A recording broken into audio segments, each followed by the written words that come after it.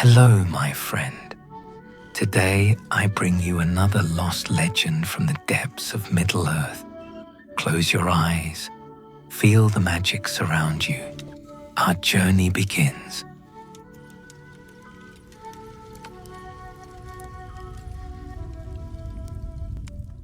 In the twilight years of the First Age, when the great lamps of Valinor still burned beyond the Western Sea, and the music of creation yet echoed in the deep places of the world, there was born in Arvernia a child whose fate would be woven into the very fabric of Middle-earth's long history.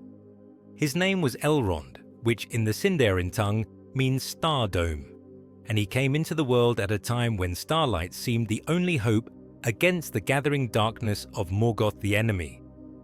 His father was Eärendil the Mariner, whose ship Vingilo would one day bear the Silmaril across the sky as the morning star, and his mother was Elwing the White, daughter of Diorthingol's heir, in whose veins flowed the blood of Luthien Tinuviel and Beren the Bold. Thus was Elrond born of three kindreds, Eldar, Edain and Ainur, though he knew not yet the weight of such heritage, being but a child playing in the halls of the havens, while great deeds and greater sorrows shaped the world beyond. The house of his youth stood upon cliffs that faced the endless waters, where the waves sang eternal songs against the white stones, and the gulls wheeled crying overhead like scattered pearls against the grey sky. Here Elrond learned his first letters from the salt-wise mariners, and here he first heard the ancient tales of the elder days told in the soft voices of the Eldar, who spoke of Gondolin the hidden and Nargothrond the golden as of places lost in dreams. But peace was not to be his portion in those early years. When he was yet small enough to be lifted upon his father's shoulders to see over the harbour walls, the sons of Feanor came to the havens with fire and sword, seeking the Silmaril that Elwing bore. That day the white stones ran red with blood, and the fair halls echoed with the clash of weapons and the cries of the wounded. Elrond remembered always the sound of his mother's voice calling his name as she fled to the white tower by the sea, and the last glimpse of her white dress disappearing into the spray and foam as she leaped from the cliff's edge, transformed by the power of Ulmo into a white bird that bore the jewel to her husband's ship.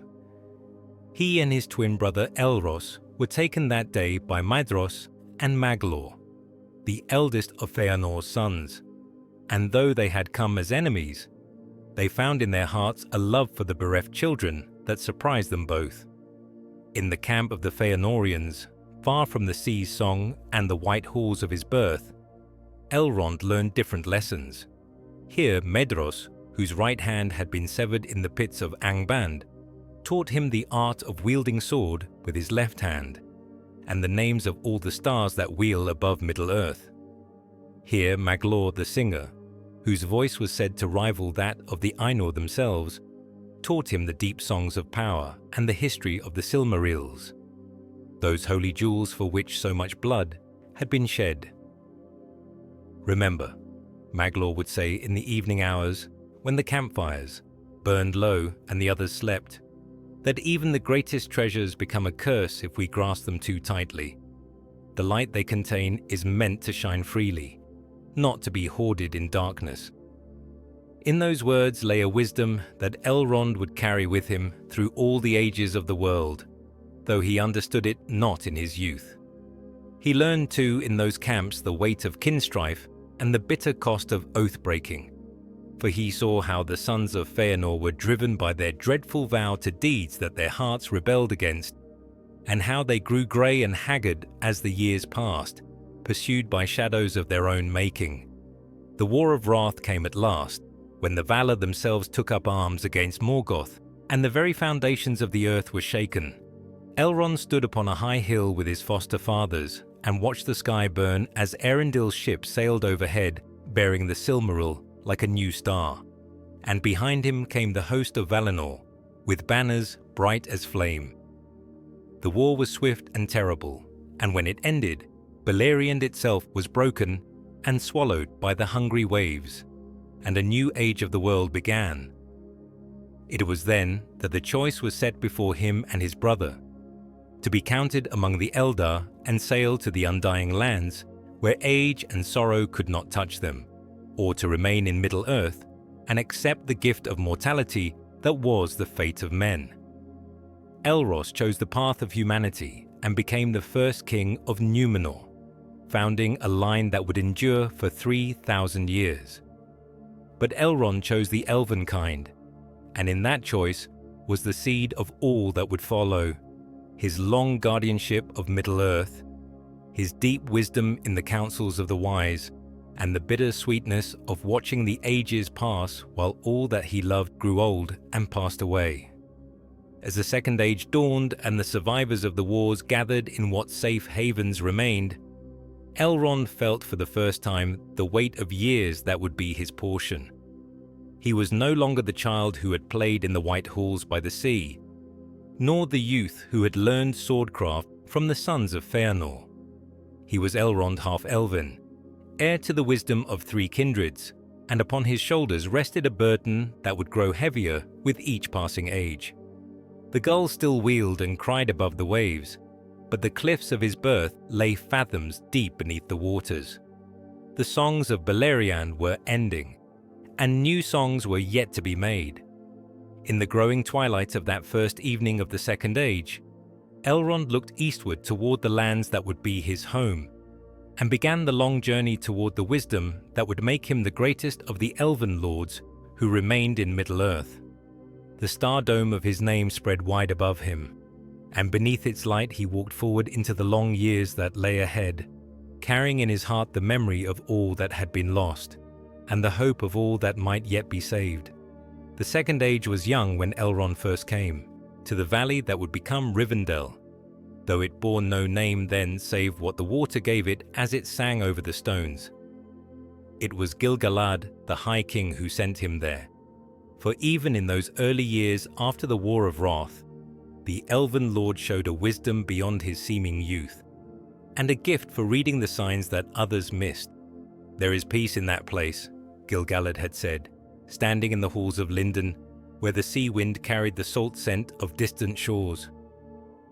But more than peace, there is something that calls to the deeper music, the song that was sung before the foundations of the world were laid. Go there, Elrond Peredil, and listen to what the earth itself would tell you.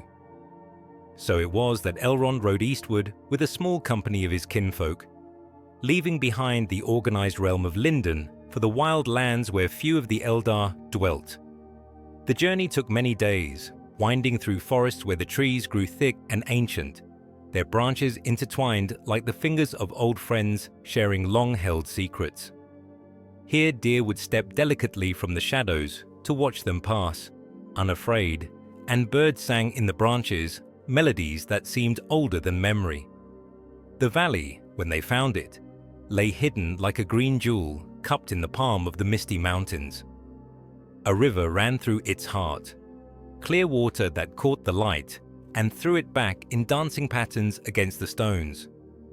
On either side rose hills clothed in oak and ash, beech and birch, and climbing higher, pine and fir that stood like dark sentinels against the sky.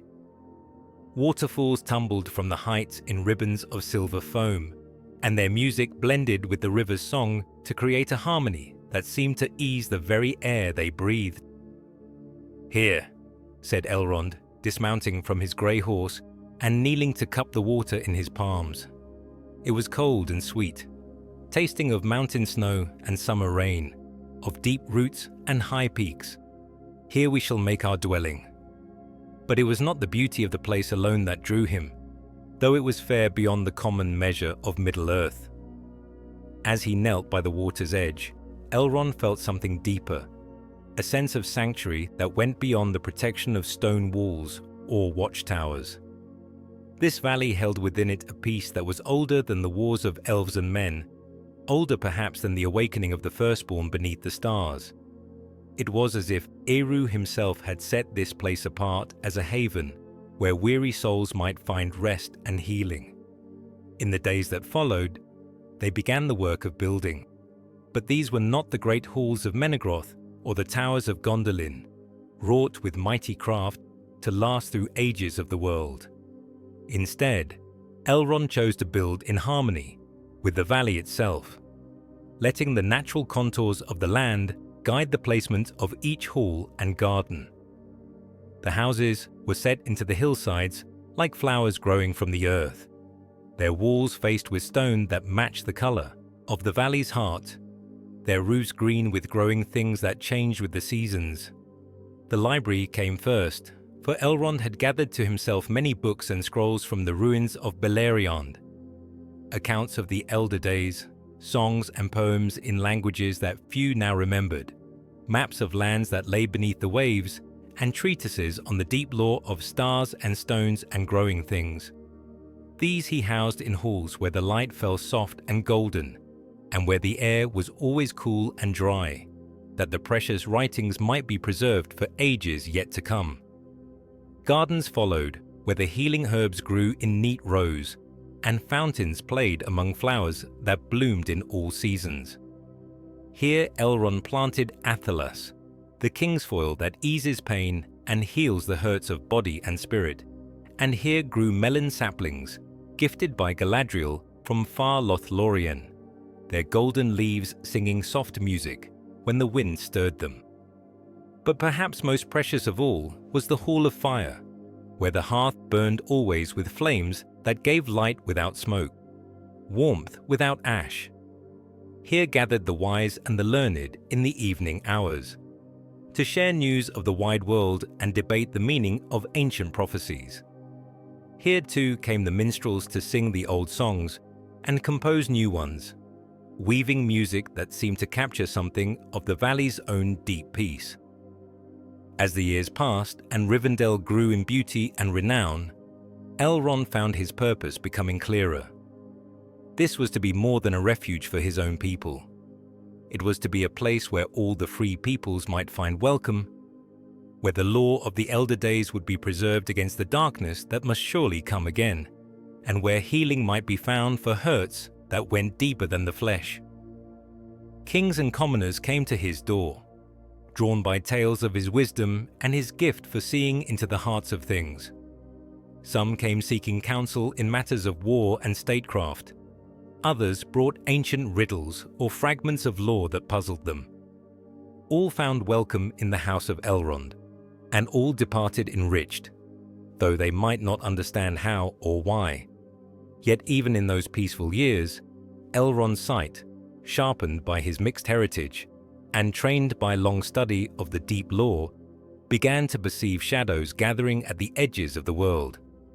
In his dreams, he saw a dark tower rising in lands that he could not name, and felt the slow pulse of a malice that was ancient and implacable. Sometimes, walking in the gardens at twilight, he would pause and listen to sounds that others could not hear, the distant echo of hammer strokes, the whisper of wings too large for any bird that flew beneath the stars. "The peace will not last," he told Gil-galad when the High King came to visit in the valley's 4th year. They stood on a terrace overlooking the river, watching the last light of evening gild the water and touch the leaves with gold. "Peace never does," Gil-galad replied, his voice heavy, with the weariness that comes to those who have ruled long and seen much. "But while it endures, we must make the most of it. Preserve what can be preserved, teach what can be taught, heal what can be healed. The darkness will come in its own time, and we must be ready." That night, as the stars wheeled overhead in their ancient patterns, Elrond sat alone in the Hall of Fire and began to write. He wrote of the valley's founding, of the vision that had guided him here, and of his hope that this place might endure even when other strongholds fell. He wrote too of the growing shadows, and his fear that an enemy greater than any yet known was stirring in the dark places of the world. The pages filled with his careful script, and as he wrote, the fire burned lower but never died. Outside, the river sang its eternal song, and the night wind stirred the leaves with whispers that might have been blessings or warnings. In the house of Elrond, the long watch had begun. 700 years had passed since the founding of Rivendell, when the messenger came riding hard from the west, his horse foam-flecked and trembling with exhaustion. It was in the month of Gwerin, when the first stirrings of spring touched the valley, and the ice began to sing as it melted from the waterfalls, that Elrond looked up from his writing to see the rider thundering across the bridge that spanned the Bruinen. The man, for man he was, though of the high blood of Númenor, bore the star of Gil-galad upon his breast, and his face was grave with tidings that would not wait for ceremony. Elrond set aside his quill, the ink still wet upon the parchment, where he had been recording the songs of the Mallen trees, and rose to meet him in the courtyard where the early narcissi bloomed white as fallen stars among the grass. "Lord Elrond," the messenger gasped, dropping to one knee, though his lord would have raised him up at once. "The High King commands your presence in Lindon with all speed. Strangers have come from the east, tall men with wisdom in their eyes and craft in their hands, such as has not been seen since the elder days. They speak of gifts for the elven lords, and Gil-galad would have your counsel before he grants them audience." Elrond felt a chill that had nothing to do with the mountain air, for his foresight, gift of his mixed blood, and burden of his long years, whispered to him of shadows moving behind fair words. "What manner of men are these?" he asked, "and what names do they give?" "Their leader calls himself Anatar, the Lord of Gifts," the messenger replied. "He is tall and fair to look upon, with hair like spun gold, and eyes that seem to hold the light of the two trees. His companions are fewer in number but no less noble in bearing, and they speak of arts that might aid the Eldar in the making of things both fair and lasting." The name struck Elrond like a bell tolling in his heart, though he could not say why. Anatar, Gift Lord, too fair a name too, fitting to the purpose claimed. In his mind's eye he saw again the burning sky above Beleriand when the host of Valinor came to make war upon Morgoth, and remembered Maglor's warning about treasures that became curses when grasped too tightly. "I will ride at first light," he told the messenger. "See that your horse is tended and yourself fed and rested. The road to Lindon is long, and I fear we may have greater need of speed upon our return."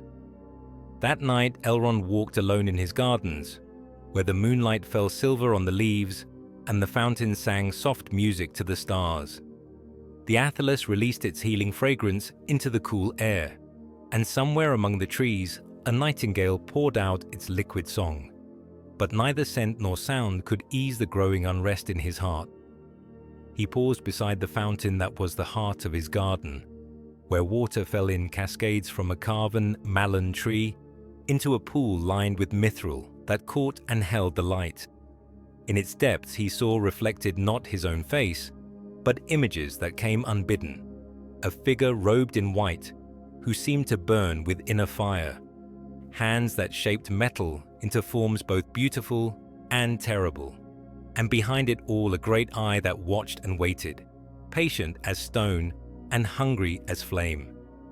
"Sauron," he whispered, and the words seemed to freeze upon his lips, for he knew now why the name Anatar had chilled him, and why his gift of foresight screamed warnings in the depths of his mind. The deceiver had returned, not in his former shape of terror and might, but cloaked in fair form and bearing gifts that would prove more deadly than any sword. He rode from Rivendell as the first light of dawn touched the peaks of the misty mountains, his horse's hooves ringing on the stone of the bridge, like a bell tolling the end of an age. Behind him, the valley lay peaceful in the morning mist, its halls and gardens wrapped in the green silence of deep contentment. But in his heart he knew that the long peace was ending, and that when he returned, if he returned, it would be to a world forever changed. The road to Lindon wound through forests where the trees grew tall and straight, their branches intertwining overhead to form a living roof that filtered the sunlight into patterns of gold and green. Here dwelt some of his people still, the Noldor who had followed Gil-galad from the ruin of Beleriand, and they called greeting to him as he passed, though they wondered at the grimness of his face and the urgency of his riding. At noon he paused to rest his horse beside a stream that ran clear and cold from the mountains, and there he was joined by another rider, Galdor of the Havens, whose beard was white with years and whose eyes held the deep wisdom of those who have seen the rise and fall of kingdoms. "You ride as one pursued by shadows," Galdor said, dismounting to let his horse drink from the stream. "What news from Rivendell that drives you so hard toward Lindon?" "News that may be the ending of all our hopes," Elrond replied, "or the beginning of our greatest peril. Tell me, old friend, have you dreamed strange dreams of late? Have you felt the stirring of powers that should sleep?" Galdor's face grew grave. "I have dreamed of fire and darkness, of a red eye that watches from a tower of black stone, and in the forges of my people, the metal grows stubborn under the hammer, as if some shadow lies upon our craft." He paused, studying Elrond's face in the dappled sunlight. "You know something of this, do you not?" "I know, or fear I know, that the enemy has returned," Elrond said quietly. "Not openly, not in his true shape, but hidden behind fair-seeming and honeyed words. If I am right, then the gifts he offers will prove to be chains, and those who accept them will find themselves bound to his will." They rode on together through the afternoon, speaking little, but finding comfort in companionship, as the shadows lengthened and the forest grew dark around them.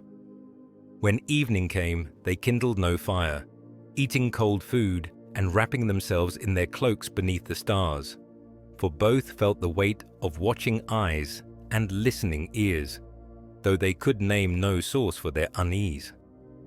The next day brought them to the borders of Lindon, where the smell of the sea grew strong in the air and the trees gave way to rolling downs crowned with white stones.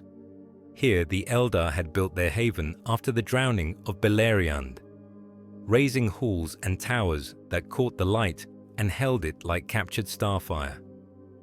But as they rode through the gates, Elrond felt no joy in homecoming, only the cold certainty that he had arrived too late to prevent what was already set in motion. Gil-galad awaited them in his hall, and with him were gathered the wisest of the Noldor, Celebrimbor the smith, whose craft rivaled that of Feanor himself, Eristor the counselor, whose knowledge of ancient lore was deep as the sea, and others whose names were written in the songs of elder days. But it was not these that drew Elrond's gaze, but the figure that stood apart from them, tall and fair and terrible in his beauty. Annatar the Gift Lord smiled as Elrond entered, and his smile was like sunlight on snow, bright and cold and cutting. "Welcome, Lord Elrond," he said, and his voice was music that made the heart ache with longing. "I have heard much of your wisdom, and hoped long for this meeting." And Elrond looked upon him, and knew that his fears were justified, for though the face was fair and the form noble, behind the golden eyes lay depths of malice and cunning that no disguise could fully hide. The deceiver had come among them, and the fate of Middle-earth hung upon what words would be spoken in the hours to come. The debate in the halls of Lindon stretched through 7 days and 7 nights, while outside the sea wind sang its eternal song against the white cliffs, and the gulls wheeled crying beneath a sky that seemed to grow darker with each passing hour. In the great chamber where Gil-galad held council, voices rose and fell like waves upon the shore, as the wisest of the Noldor wrestled with questions that would shape the fate of all Middle-earth. Annatar spoke with words like honey and gold, his voice weaving spells of logic and desire that made even the wisest pause and wonder. He spoke of the fading of the Eldar, of how their fair realms would wither and pass away unless new arts were found to preserve them. He spoke of rings of power that might slow the turning of the years, of havens that would remain fair and untouched by the decay that gnawed at all things beneath the circles of the world. "Why should you dwindle?" he asked, his golden eyes reflecting the light of the lamps until they seemed to burn with inner fire. When you might endure, why should your peoples fade into the west when they might remain and make all Middle-earth as fair as Valinor once was? The knowledge exists. I have but to share it, and you have but to reach out and take what is offered freely. Celebrimbor the smith leaned forward in his chair, his face bright with excitement and longing. In his mind's eye, he saw already the great works that might be wrought, rings that would surpass even the creations of his grandfather Feanor, jewels that would hold the light of the two trees and make it shine forever in the darkness of Middle-earth. But Elrond sat silent through it all, watching and listening with the deep sight that was his inheritance, and in his heart the warnings grew ever louder. For though Anatar's words were fair and his promises bright as morning stars, there was something in his presence that made the very air seem thick and hard to breathe, as if a thunderstorm gathered just beyond the horizon.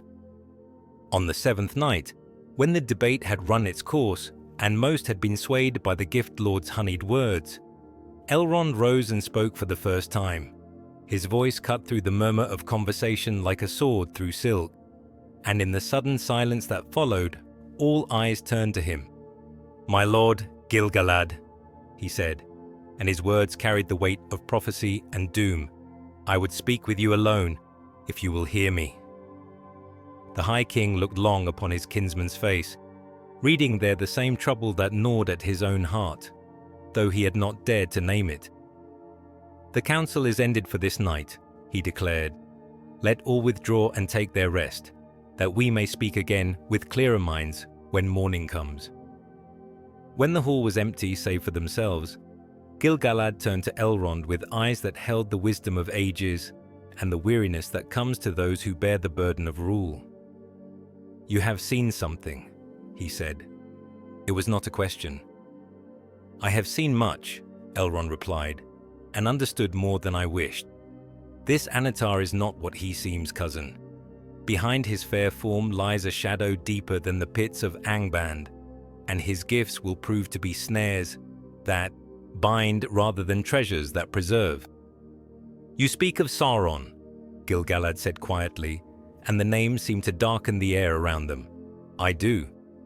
Though he comes now in pleasing shape and speaks fair words, I know him for what he is, the greatest of Morgoth's servants, returned to continue his master's work by craft and cunning rather than fire and sword."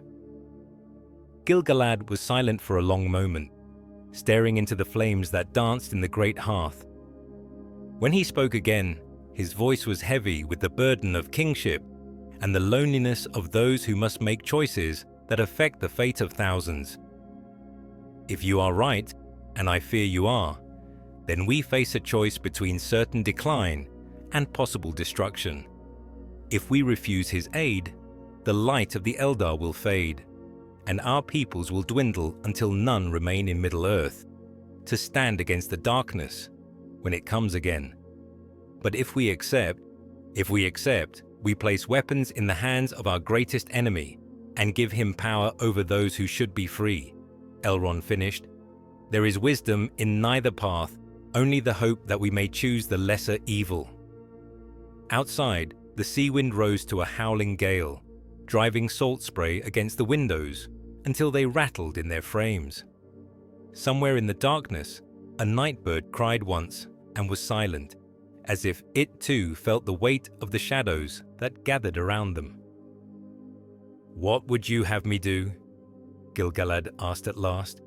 "Forbid this work," Elrond replied without hesitation. "Send Anatar from your halls with fair words but firm resolve. Let the Eldar fade if they must, but let them fade free rather than become slaves to one who was servant to the enemy of all." But even as he spoke, Elrond knew that it was already too late. The seeds of desire had been planted too deep in the hearts of the Smith Lords, and the promise of preserving their fair realms burned too bright in their eyes. Celebrimbor would go to his forges in Ostin Edil, whether Gil-galad forbade it or not, and others would follow where he led. The morning brought no relief from the darkness of their fears. When the council gathered again, Gil-galad spoke long and carefully, laying out the dangers that might lie hidden in the Gift Lord's offers. But his words fell upon ears already closed to doubt, and eyes already dazzled by visions of rings of power and realms preserved forever in their beauty.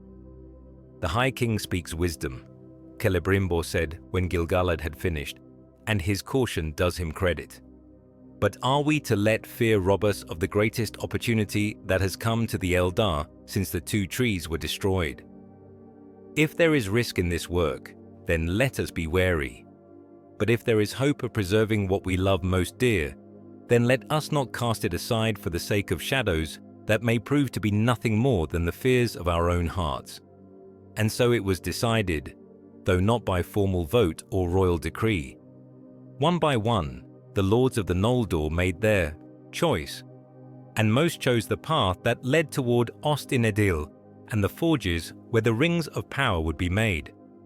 Only a few stood with Gil-galad and Elrond in their refusal, and these departed sadly from Lindon, knowing that the unity of the Eldar was broken, perhaps forever.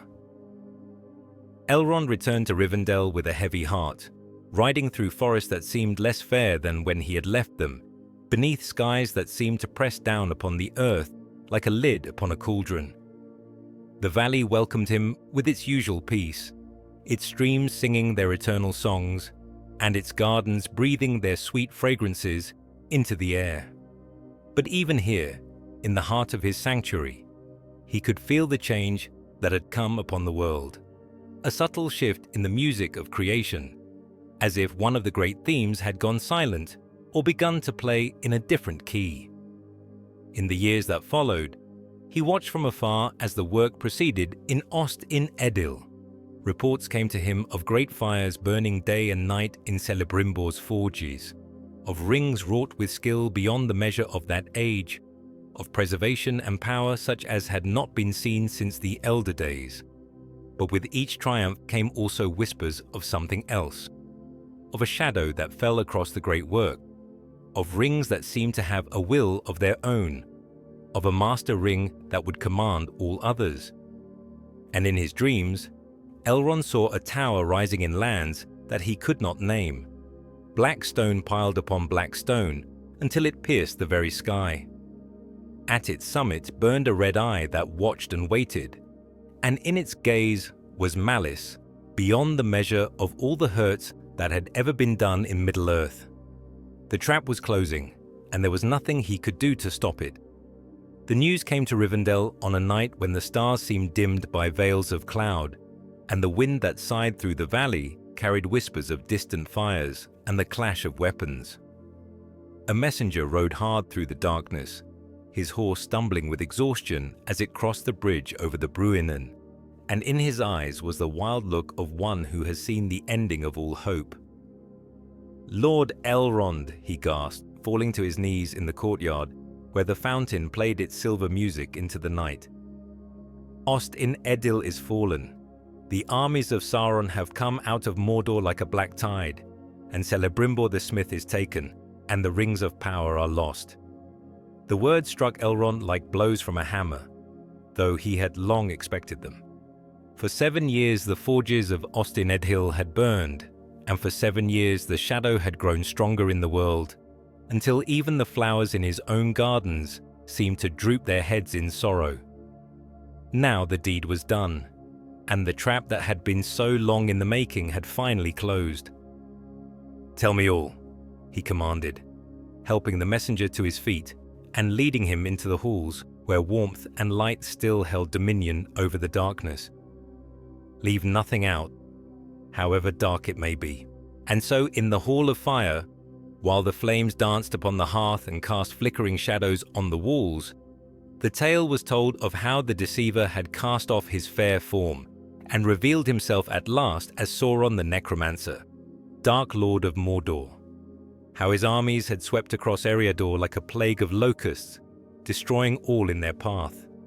How the walls of Ost-in-Edil, built to withstand the passage of ages, had crumbled in a single day before the fury of his assault. Celebrimbor held out until the last, the messenger said, his voice breaking with grief and exhaustion. When all was lost, he hid the three, Vilya, Narya, and Nenya, the greatest of the rings, those that were made in secret without the deceiver's touch. But the others he could not save, and now they are in the enemy's hands, and he has the knowledge of their making. Elrond closed his eyes and felt the weight of ages settling upon his shoulders. The worst of his fears had come to pass, and now the shadow that had so long been gathering in the east would stretch out its hand to cover all the world. Yet, even in the depths of his sorrow, he knew that all was not lost. The three remained free, and while they endured, something of the light of the elder days would remain in Middle-earth. "Where are the three now?" he asked quietly. "Gil-galad holds Vilya, mightiest of all the rings," the messenger replied. "Círdan the shipwright has Narya, the red ring that kindles hearts to courage, and Nenya, the ring of water, was sent to the Lady Galadriel in Lothlorien, that she might preserve her golden wood against the shadow that comes." In the days that followed, Rivendell became a haven for refugees from the broken realm of Eregion. They came in ones and twos at first, then in greater numbers. Elves whose homes had been burned, smiths whose forges had been cast down, warriors whose swords had been shattered in the defense of their people. All found welcome in the house of Elrond, though his halls were strained to hold them all, and his stores of food and healing herbs ran low. But even as he gave comfort to the homeless and tended the wounded, Elrond's mind was turned toward greater matters, for he knew that Sauron would not be content with the destruction of Ost-in-Edel alone. The Dark Lord's gaze would turn now toward the remaining strongholds of the Free Peoples, and chief among these was Lindon, where Gil-galad held court and Vilya, the mightiest of the three, was kept. The attack, when it came, was swifter than a summer storm and more terrible than the breaking of a dam. Sauron's armies swept northward like a black tide, carrying fire and ruin before them, and the very earth seemed to wither at their passing. The few survivors who reached Rivendell spoke of orcs in numbers beyond counting, of fell beasts that flew on leather wings, and of Nazgul, the 9 who had once been kings of men, now slaves to the will of the Ring Lord. Gil-galad's final message came carried by an eagle that flew through arrow storms and dragonfire to reach the hidden valley. It was brief, written in the High King's own hand, with letters that seemed to burn upon the parchment. "To Elrond, my kinsman and heir, I go now to such battle as may cleanse the world of shadow or doom it to darkness everlasting. If I fall, let Vilya pass to you, for you alone have the wisdom to bear it. Remember us, and do not let the light fail while any hope remains. The king is dead. Long live the king." For 3 days the sky burned red above Lindon, and the very stones of Rivendell trembled with the echoes of that distant battle. When the fires faded at last, they left behind them only silence and the bitter taste of ash upon the wind. Gil-galad, the High King, was dead, slain upon the slopes of Mount Doom in single combat with Sauron himself, and with him fell Elendil the Tall, last king of the Dunedain. But their sacrifice had not been in vain, for the Dark Lord too was cast down, his body destroyed and his spirit fled into shadow. It was Círdan who brought Vilya to Rivendell, sailing up the river in a white ship while the waters sang beneath his prow. The ancient mariner looked older than the sea itself as he placed the ring in Elrond's hands, his eyes dim with unshed tears for all that had been lost. "The kingship of the Noldor passes to you," he said simply. "May you bear it more wisely than those who came before." Elrond looked down at the ring that lay upon his palm, a simple band of gold set with a sapphire blue as the evening sky. In its depths he could see the reflection of stars that had shone above Valinor in the days before the world was marred, and feel the power that flowed through it like water through a mountain stream. It was beautiful beyond words and terrible beyond measure, for he knew that in accepting it, he bound himself to the fate of Middle-earth until the very end of days. "I will bear it," he said at last, "though the burden break my heart and the years stretch out before me like an endless road. For someone must keep the light burning in the darkness, and if not I, then who?" And so began the third age of Middle-earth, with Elrond Half-elven as keeper of Vilya and lord of Rivendell, guardian of the ancient wisdom and protector of all who sought refuge from the shadow. The Dark Lord was gone, but his servants remained, and the rings that he had corrupted still bound their bearers to his will. The long watch had begun, and it would not end until the ring of power was unmade and the shadow passed away forever. But that day lay far in the future, beyond the sight even of the elven wise. For now, it was enough to tend the wounded, shelter the homeless, and keep alive the hope that light would triumph over darkness in the end. In the Hall of Fire, the flames burned bright and warm, and the songs of the elder days were sung once more, that their beauty might not be forgotten in the long night that lay ahead. In the other 1,000 years that followed the fall of Sauron, Rivendell became known throughout Middle-earth as the last homely house east of the sea, a haven where the weary might find rest and the wounded might find healing. Elrond had grown into his role as keeper of Vilya and lord of the valley, his wisdom deepening with each passing year, his foresight sharpening as the weight of ages settled upon his shoulders. The halls of his house were filled with treasures beyond counting, not gold or gems, though these too could be found in his vaults, but treasures of the mind and spirit. Here were gathered the greatest books of lore that had survived the ruin of the elder days, maps of lands both known and forgotten, and songs that carried within them the very music of creation. Scholars came from all corners of Middle-earth to study in his libraries, and minstrels journeyed far to hear the ancient melodies performed in the Hall of Fire. Yet for all the peace and beauty of his realm, Elrond's heart was often troubled by dreams and visions that came to him in the night watches. In these he saw shadows stirring in places that should have been empty, heard whispers in languages that should have been forgotten, and felt the slow pulse of a malice that was ancient and patient and utterly implacable. It was in the spring of the 1,000th year after Sauron's fall that the stranger came to Rivendell. He arrived on foot, cloaked in grey and leaning heavily upon a staff of ashwood, his face hidden beneath a hood that seemed to cast shadows deeper than mere cloth should manage.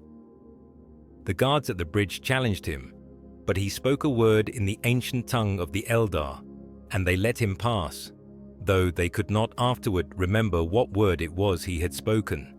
He came to the house of Elrond in the evening hour, when the lamps were being lit and the folk of the valley were gathering for their meal. But he sought no food or drink, only audience with the Lord of Rivendell, and his need was such that it could not be denied. Elrond received him in his study, a chamber lined with books and scrolls, where a fire burned low upon the hearth, and the scent of old parchment mingled with the fragrance of the athelas that grew outside the window. The stranger entered slowly, his staff tapping upon the stone floor with a sound like the tick-tick-tick of time itself passing, and when he threw back his hood, Elrond saw a face that was neither young nor old, neither fair nor foul, but marked with lines of pain that seemed to have been carved there by sorrow itself. "I know you," Elrond said quietly, though he could not at first place where he had seen that face before. "You have walked in my dreams, though we have never met in waking hours." The stranger smiled, and in that smile was all the bitterness of autumn leaves falling and all the hope of spring flowers blooming. "Dreams and waking are not so far apart for such as we," he said, and his voice was like the whisper of wind through old trees. "I am Thrain, son of Thror, king under the mountain in exile, and I have come to you because there is nowhere else left to go." Elrond's eyes widened, for he knew well the tale of Erebor's fall and the dragon Smaug, who had made the lonely mountain his lair. That had been nigh on 60 years past, when the great worm had come out of the north, like a hurricane of fire and greed, driving the dwarves from their ancestral halls and taking their treasure for his bed. "You are far from the paths your people usually walk," Elrond said gently. "What brings the king under the mountain to my door?" Thrain's hand moved to his chest, where something glinted beneath his torn robes, a ring of gold that caught the firelight and threw it back in patterns that hurt the eye to follow. "This," he said simply, "this burden that I can neither cast off nor bear much longer. It whispers to me, Lord Elrond. It whispers of power and vengeance, of armies that would follow my banner and treasures that would fill my halls. But beneath the whispers, I hear something else, a voice that calls me toward darkness, toward a tower that stands empty but will not always be so." Elrond felt his blood turn to ice in his veins, for he recognized the signs of the Nine, the rings that Sauron had given to mortal men, the chains by which he had bound them to his will. That one of the dwarf lords should bear such a burden was disaster beyond measure, for the children of Aula were strong in body and will, slower to yield than men, but more terrible when they fell. "How long have you borne it?" he asked, though he dreaded the answer. "Since the fall of Moria," Thrain replied, and his voice was hollow as a tomb. "I found it in the ruins of Khazad-dûm, when my people and I fled there, seeking refuge from Azog the Defiler. It called to me from the darkness, promising strength to reclaim what was lost, power to drive out the orcs and make the ancient halls ring once more with the sound of hammer on anvil." He laughed, but there was no mirth in it. "I believed those promises, and took it for my own. That was 20 years ago, though it seems both an age and an instant. 20 years. 20 years of slow corruption, of the ring's poisons seeping into heart and mind, of dreams that grew ever darker and desires that turned toward evil. It was a wonder that any trace of the true Thrain remained, a testament to the strength of the dwarf lords that had made them the greatest smiths and delvers in all Middle-earth. "You must cast it off," Elrond said urgently. "Here in this valley, in sight of Vilya's light, the ring's power is lessened. If ever you are to be free of its influence, it must be now." But Thrain shook his head sadly. "I have tried, Lord Elrond. 1,000 times I have tried, but it will not leave me. It has wound itself about my very soul like a serpent about a tree, and to tear it away would be to tear away life itself." He looked up, and in his eyes was a desperation that cut Elrond to the heart. "But there is another way, if you have the courage for it.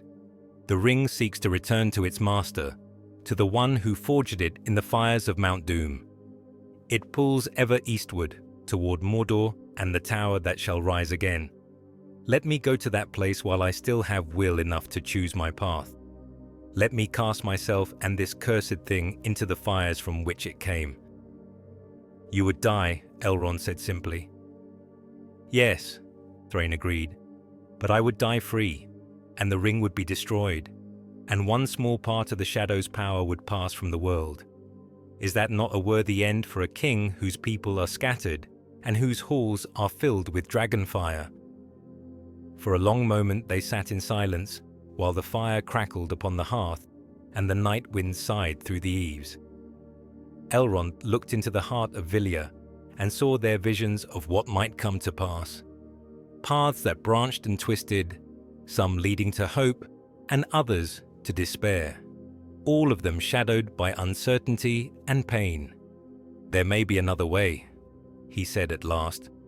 "A harder way, but one that might preserve your life while still accomplishing your purpose.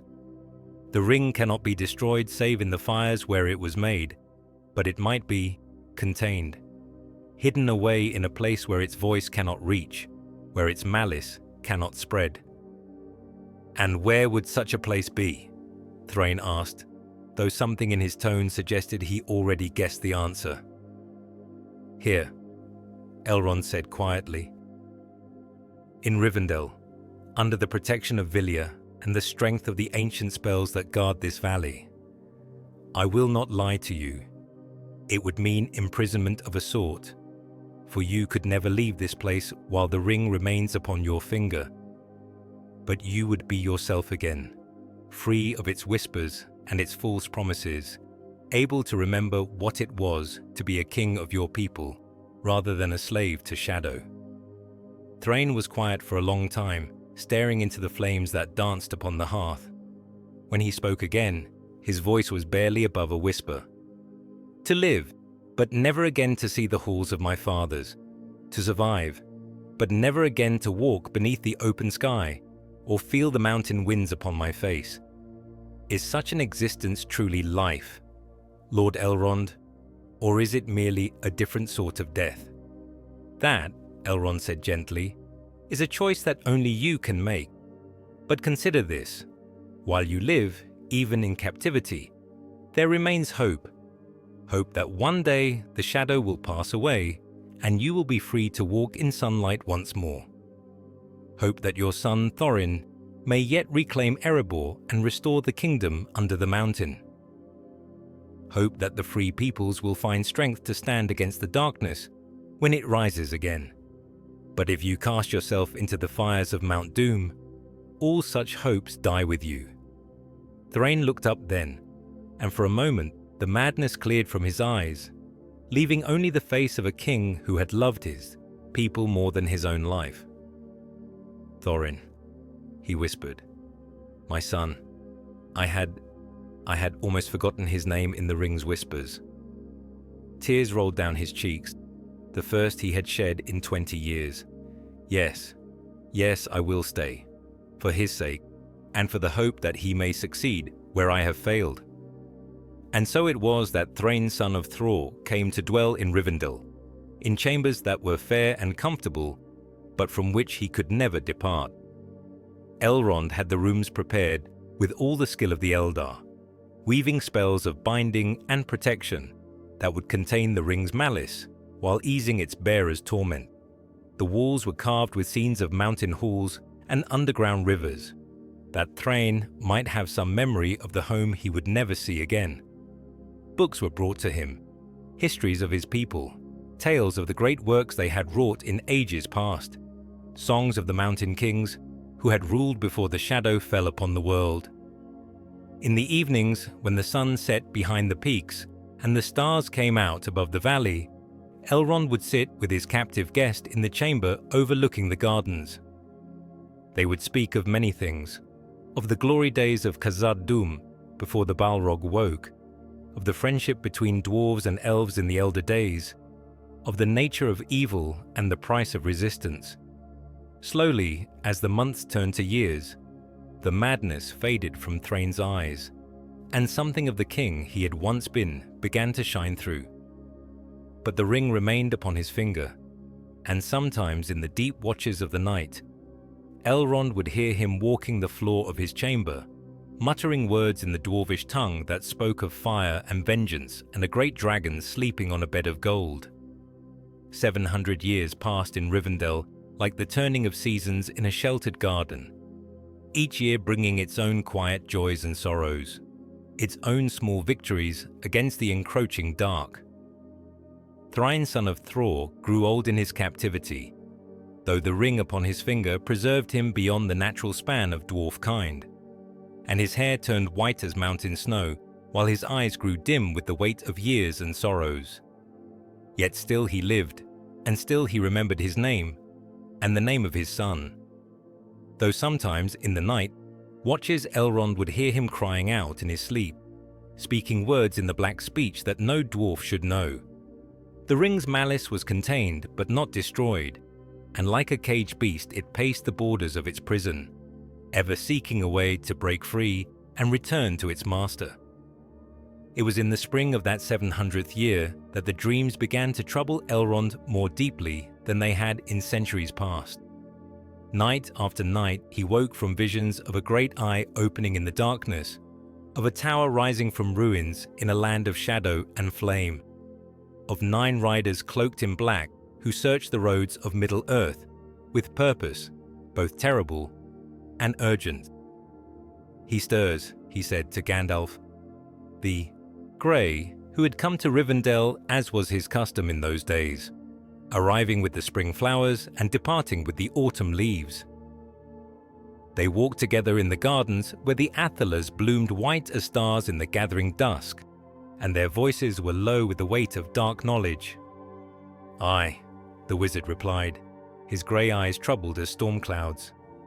"I have felt it too, this stirring in the deep places. The necromancer of Dol Guldur grows bold again, and his shadow reaches out across the lands like the fingers of a grasping hand." He paused beside the fountain where water fell in silver cascades from the carved malon tree. "I fear the time of hiding is nearly ended, old friend.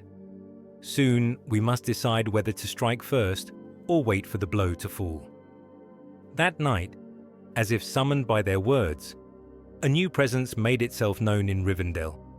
It came not as a physical form, but as a voice that whispered in the darkness, speaking words that seemed to bypass the ears and lodge themselves directly in the mind. Elrond felt it first as he sat reading in his study, a cold touch that made the flames upon the hearth flicker and dim. "Elrond Half-elven," the voice said, and it was like the sound of ice breaking on a frozen lake, beautiful and terrible at once. "Keeper of Vilya, Lord of the Hidden Valley. I know you are there, ancient enemy. I smell the stink of your righteousness like smoke upon the wind." Elrond's hand moved instinctively to where Vilya rested upon his finger, feeling the warmth of its power rise to meet the cold touch of malice. "Sauron," he said aloud, though he knew the Dark Lord could not hear his spoken words across the vast distance that lay between them. "You show yourself at last." "I have always been here," the voice replied, and now it seemed to come from every shadow in the room, from every dark corner where the lamplight could not reach. "In Dol Guldur I have dwelt these many years, growing strong while you grew complacent in your fair valley. Did you think I would remain forever in the darkness, content to gnaw at the borders of your little realm like a rat at the granary door?" The temperature in the room dropped until Elrond's breath began to mist before his lips, and the ink in his well turned to black ice. On the shelves around him, the ancient books seemed to recoil from some invisible presence, their leather bindings creaking as if in fear. "What do you want?" Elrond asked, though he already knew the answer. "What I have always wanted," Sauron replied. "What is mine by right of making. The 9 are lost to me, scattered to the winds when my first kingdom fell, but I feel them still, calling out across the darkness, like children seeking their father's hand. One is very close, is it not? Here in your house of healing, in chambers that reek of binding spells and futile hope." Elrond's blood ran cold as he realized the true purpose of this visitation. The Dark Lord was not simply taunting him. He was questing, reaching out with his will to find the lost ring that Thrain bore, drawing ever closer to the truth of its hiding place. "You shall not have it," he said firmly, pouring all his will and all the power of Vilya into the words. "This valley is protected by laws older than your malice, sanctified by oaths that even you dare not break." Sauron's laughter was like the sound of breaking glass, sharp enough to cut and cold enough to freeze. "Oaths, laws, such pretty words from one who serves the West, but words have no power over need. My servant grows weak in your tender care, half-elven lord. Soon he will sicken and die, and when he does, the ring will seek a new bearer. Who will it choose, I wonder? One of your fair Eldar, perhaps? How long do you think they will resist its whispers when it promises them the power to preserve their fading realm forever?" The words struck home like arrows, for Elrond knew them to be true. Thrain grew frailer with each passing year, and though the ring preserved his life beyond its natural span, it could not hold back death forever. When the end came, and it would come soon, The ring would indeed seek a new bearer, and few had the strength to resist its call. "You know I speak truly," Sauron continued, his voice growing stronger and more confident. "Already you feel its pull, do you not?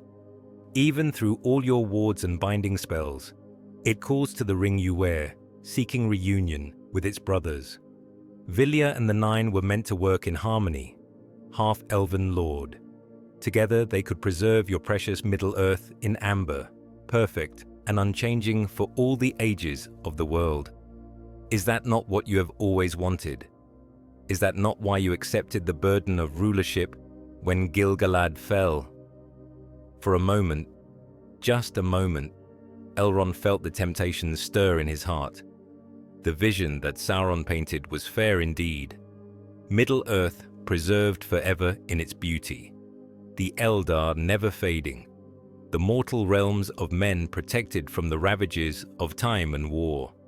It would be so easy to believe, so easy to reach out and take what was offered.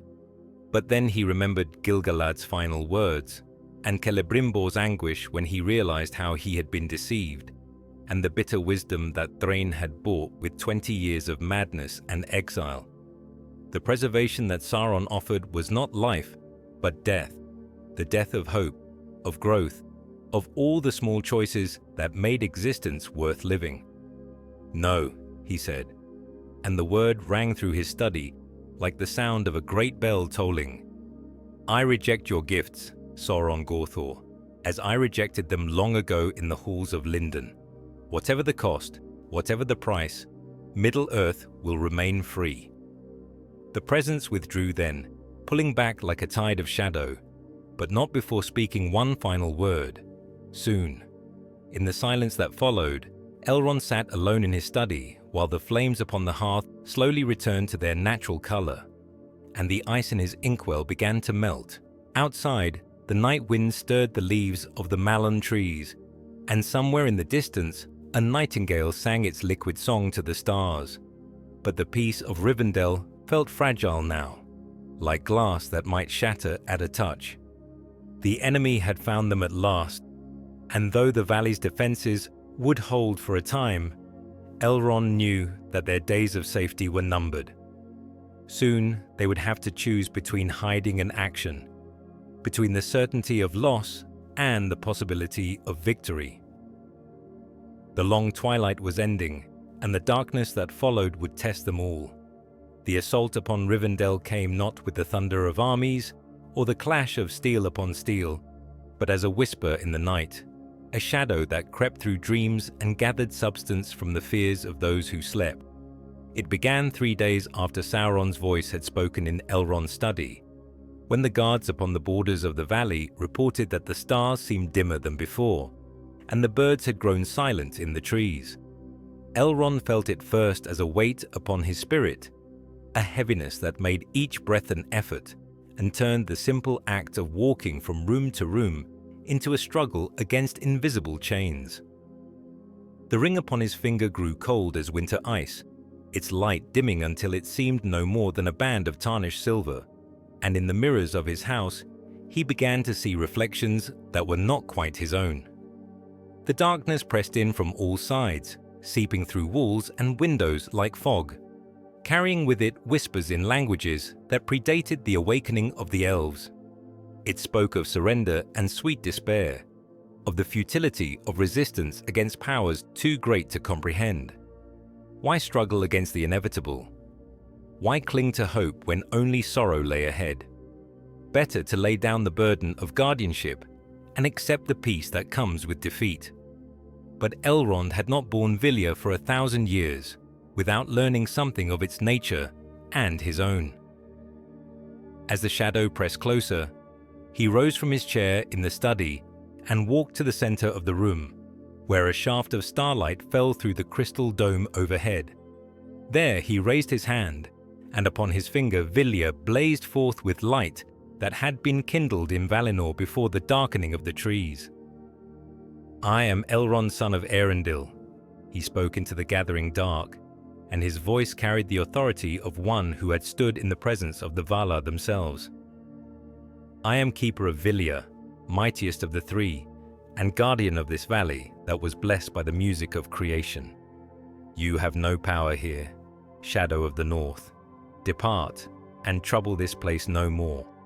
The light of Vilya spread outward like ripples on a pond, driving back the darkness and making the shadows flee into corners, where they hissed and writhed like living things. The whispers grew louder for a moment, then faded into silence, and the weight upon Elrond's spirit lifted like morning mist before the sun. But even as the immediate threat receded, he knew that this was only the beginning. Sauron had tested the defenses of Rivendell and found them strong, but not impregnable. The next assault would be different, not a probe, but a true attack, and one that would tax his strength to its uttermost limit. He found Thrain in his chamber, sitting by the window that looked out upon the gardens, his face grey with pain and exhaustion. The Dwarf Lord's hands trembled as they clutched the arms of his chair, and his breathing came in short, laboured gasps. The ring upon his finger had grown hot as molten gold, and where it touched his flesh, the skin was red and blistered. "He calls to it," Thrain whispered without looking up, louder now than ever before. "It burns, Lord Elrond. It burns like fire in my veins, and I fear I cannot hold it much longer." Elrond knelt beside the chair and placed his hand upon Thrain's shoulder, feeling the fever that burned in the dwarf's flesh and the tremors that shook his frame. "You have held it for 20 years, he said gently. "Can you hold it a little longer?" "I will try," Thrain replied, but his voice was weak and uncertain. "For my son's sake, I will try. But if I fail, if the ring takes me at last, you must be ready to act. You must not let it return to him, no matter the cost." That night, as the moon rose full and bright above the valley, the true assault began. It came not as shadow or whisper, but as a presence that manifested in the very heart of Rivendell itself, in the Hall of Fire, where the flames had burned without pause since the valley's founding. Elrond felt the disturbance like a wound in his own flesh, and ran through the corridors of his house with all the speed that elvenkind could command. He burst through the doors of the Hall of Fire to find the hearth ablaze with flames that burned black as midnight, and in their depths moved shapes that hurt the eye to look upon. Standing before the fire was a figure robed in red and gold, tall and fair of face, but with eyes that burned like coals in the darkness. This was not Sauron as he had appeared in the Second Age. That fair form had been cast aside forever when his body was destroyed upon the slopes of Mount Doom. This was the necromancer of Dol Guldur, wreathed in shadow and malice, terrible in his beauty, and deadly in his purpose. "So," the figure said, and his voice was like the sound of silk being torn, "the Lord of Rivendell comes at last to greet his guest. I had begun to think you had forgotten the courtesy due to one of my station." "You are not welcome here," Elrond replied, Vilya blazing upon his finger as he stepped into the hall. "This place is sanctified against your kind, protected by laws you cannot break." The necromancer smiled, and in that smile was all the cruelty that had ever been done in Middle-earth. "Laws? I am the law in this age, half-elven lord. I am the shadow that falls across all the works of the free peoples, the voice that whispers in their dreams and turns their hopes to despair." He gestured toward the black flames that danced upon the hearth. "Your precious fires burn with my power now. Your halls echo with my voice. Even your gardens wither at my touch." "Not while I draw breath," Elrond said, and raised his hand so that the light of Vilya filled the hall with radiance bright as the morning star. This valley was blessed by Eru himself, set apart as a haven for the weary and a sanctuary for the wise. "You have no dominion here." The two powers met in the center of the hall. Light and darkness, creation and destruction, hope and despair, and where they touched, the very air seemed to catch fire. The stone walls trembled with the force of their conflict, and the ancient timbers groaned as if they might split apart. In the clash of wills, Elrond felt all the weight of his years and all the burden of his guardianship, but he did not yield, drawing upon reserves of strength he had not known he possessed. For a moment that seemed to stretch into eternity, they stood locked in struggle, neither giving ground. Then slowly, gradually, the light of Vilya began to push back the darkness, driving the necromancer's form toward the black flames from which he had emerged. "This is not over," Sauron said as his shape began to waver and fade. "The ring calls to me, and I will have it. If not today, then tomorrow. If not tomorrow, then in the days to come. You cannot guard it forever, Elrond Peredel, and when your strength fails at last, I will be waiting." He vanished then, dissolving into shadow and smoke, and the black flames upon the hearth guttered out, leaving only the natural fire that had burned there for 1,000 years. But the hall felt different now, tainted somehow, as if something of the necromancer's presence lingered in the stone itself. Elrond stood alone in the silence that followed, his strength nearly spent, and his spirit heavy with the knowledge of what this night had cost him. The defenses of Rivendell had held, but they were weakened now, like a dam that has sprung a dozen small leaks. The next assault would find them weaker still, and the one after that weaker yet. Outside, the first light of dawn was beginning to touch the peaks of the misty mountains, and somewhere in the gardens a bird began to sing. But Elrond took no comfort in these signs of hope, for he knew that the long peace was ending, and that the trials to come would test them all beyond their strength to bear. The time of the White Council had come at last. The summons went out from Rivendell like ripples upon a still pond, carried by swift messengers to the far corners of Middle-earth, where the wise still kept their watch against the gathering dark.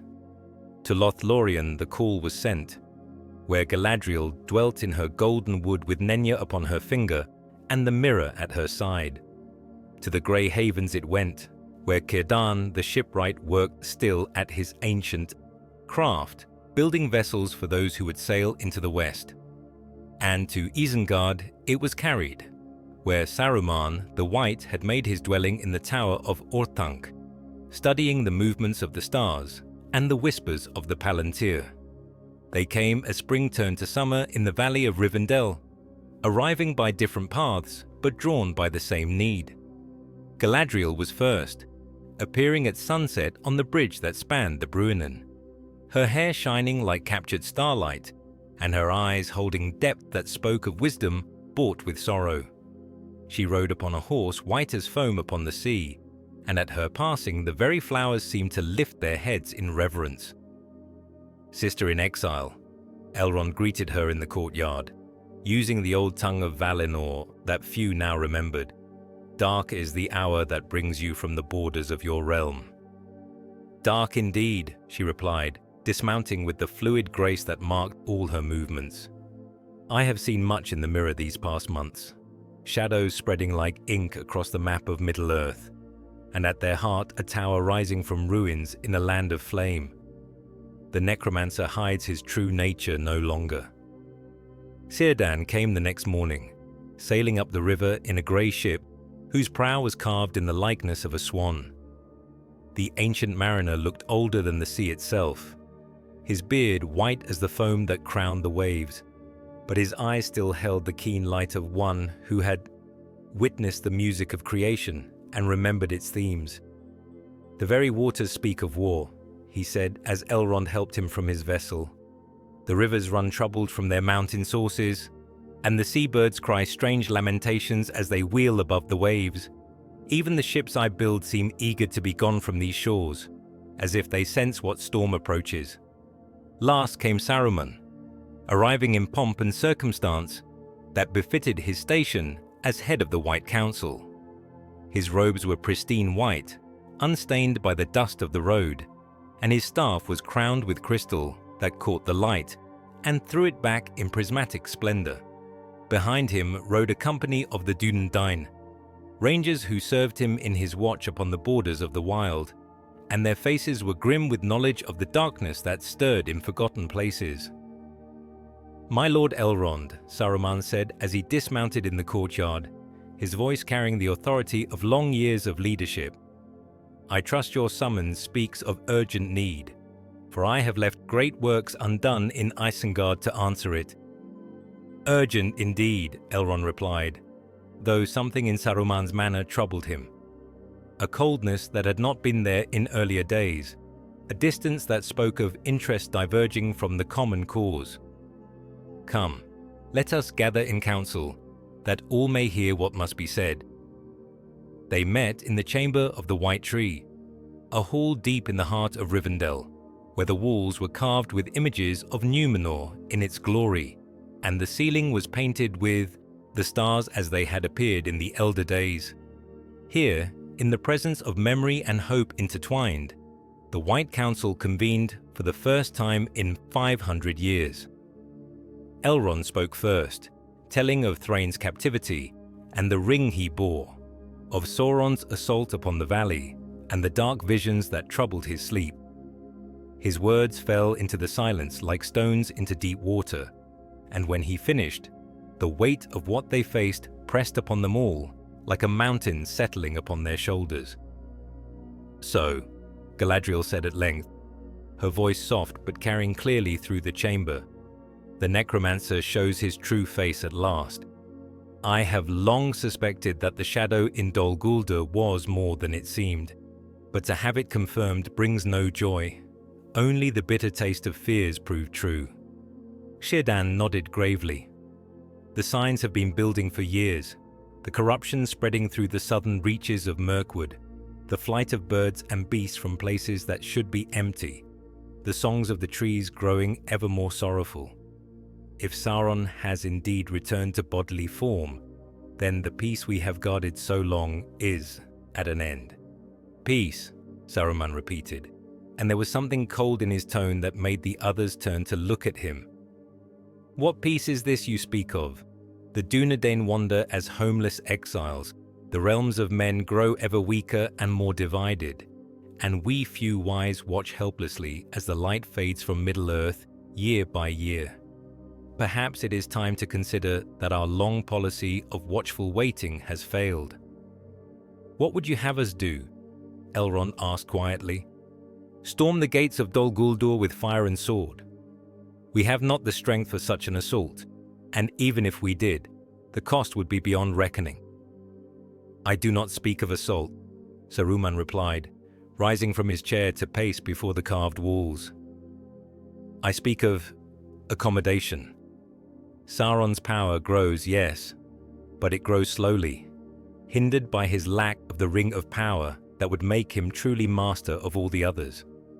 Perhaps there is wisdom in seeking terms, a division of influence, a balance of power that would preserve what can be preserved while accepting what cannot be changed." The words hung in the air like a poison, and for a moment no one spoke. Then Galadriel rose, her eyes blazing with a light that seemed to come from the undying lands themselves. "You speak of treating with the enemy," she said, and her voice carried the chill of mountain peaks and the fury of storm winds. "You speak of bargaining with the shadow that seeks to devour all light in Middle-earth. Have you forgotten so soon the lessons of the Second Age, when fair words and false friendship led to the forging of the rings and the binding of so many to Sauron's will?" "I have forgotten nothing," Saruman replied, but his voice was defensive now, and he would not meet her gaze. "But I have learned much in the long years since those days. Power is the only currency that Sauron understands, and we have precious little of it to spend. Better to negotiate from what strength we have than to wait until we have none at all." "There can be no negotiation with the Nameless One," Círdan said firmly. "His very nature is antithetical to the freedom and growth that are the birthright of all thinking beings. To treat with him would be to accept slavery, wearing the mask of peace." The debate raged through the night and into the following day, with voices raised in anger and despair, hope and desperation.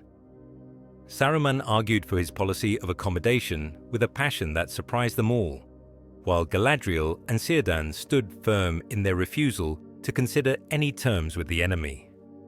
Elrond found himself caught between them, seeing wisdom in caution, but knowing in his heart that there could be no peace while Sauron drew breath.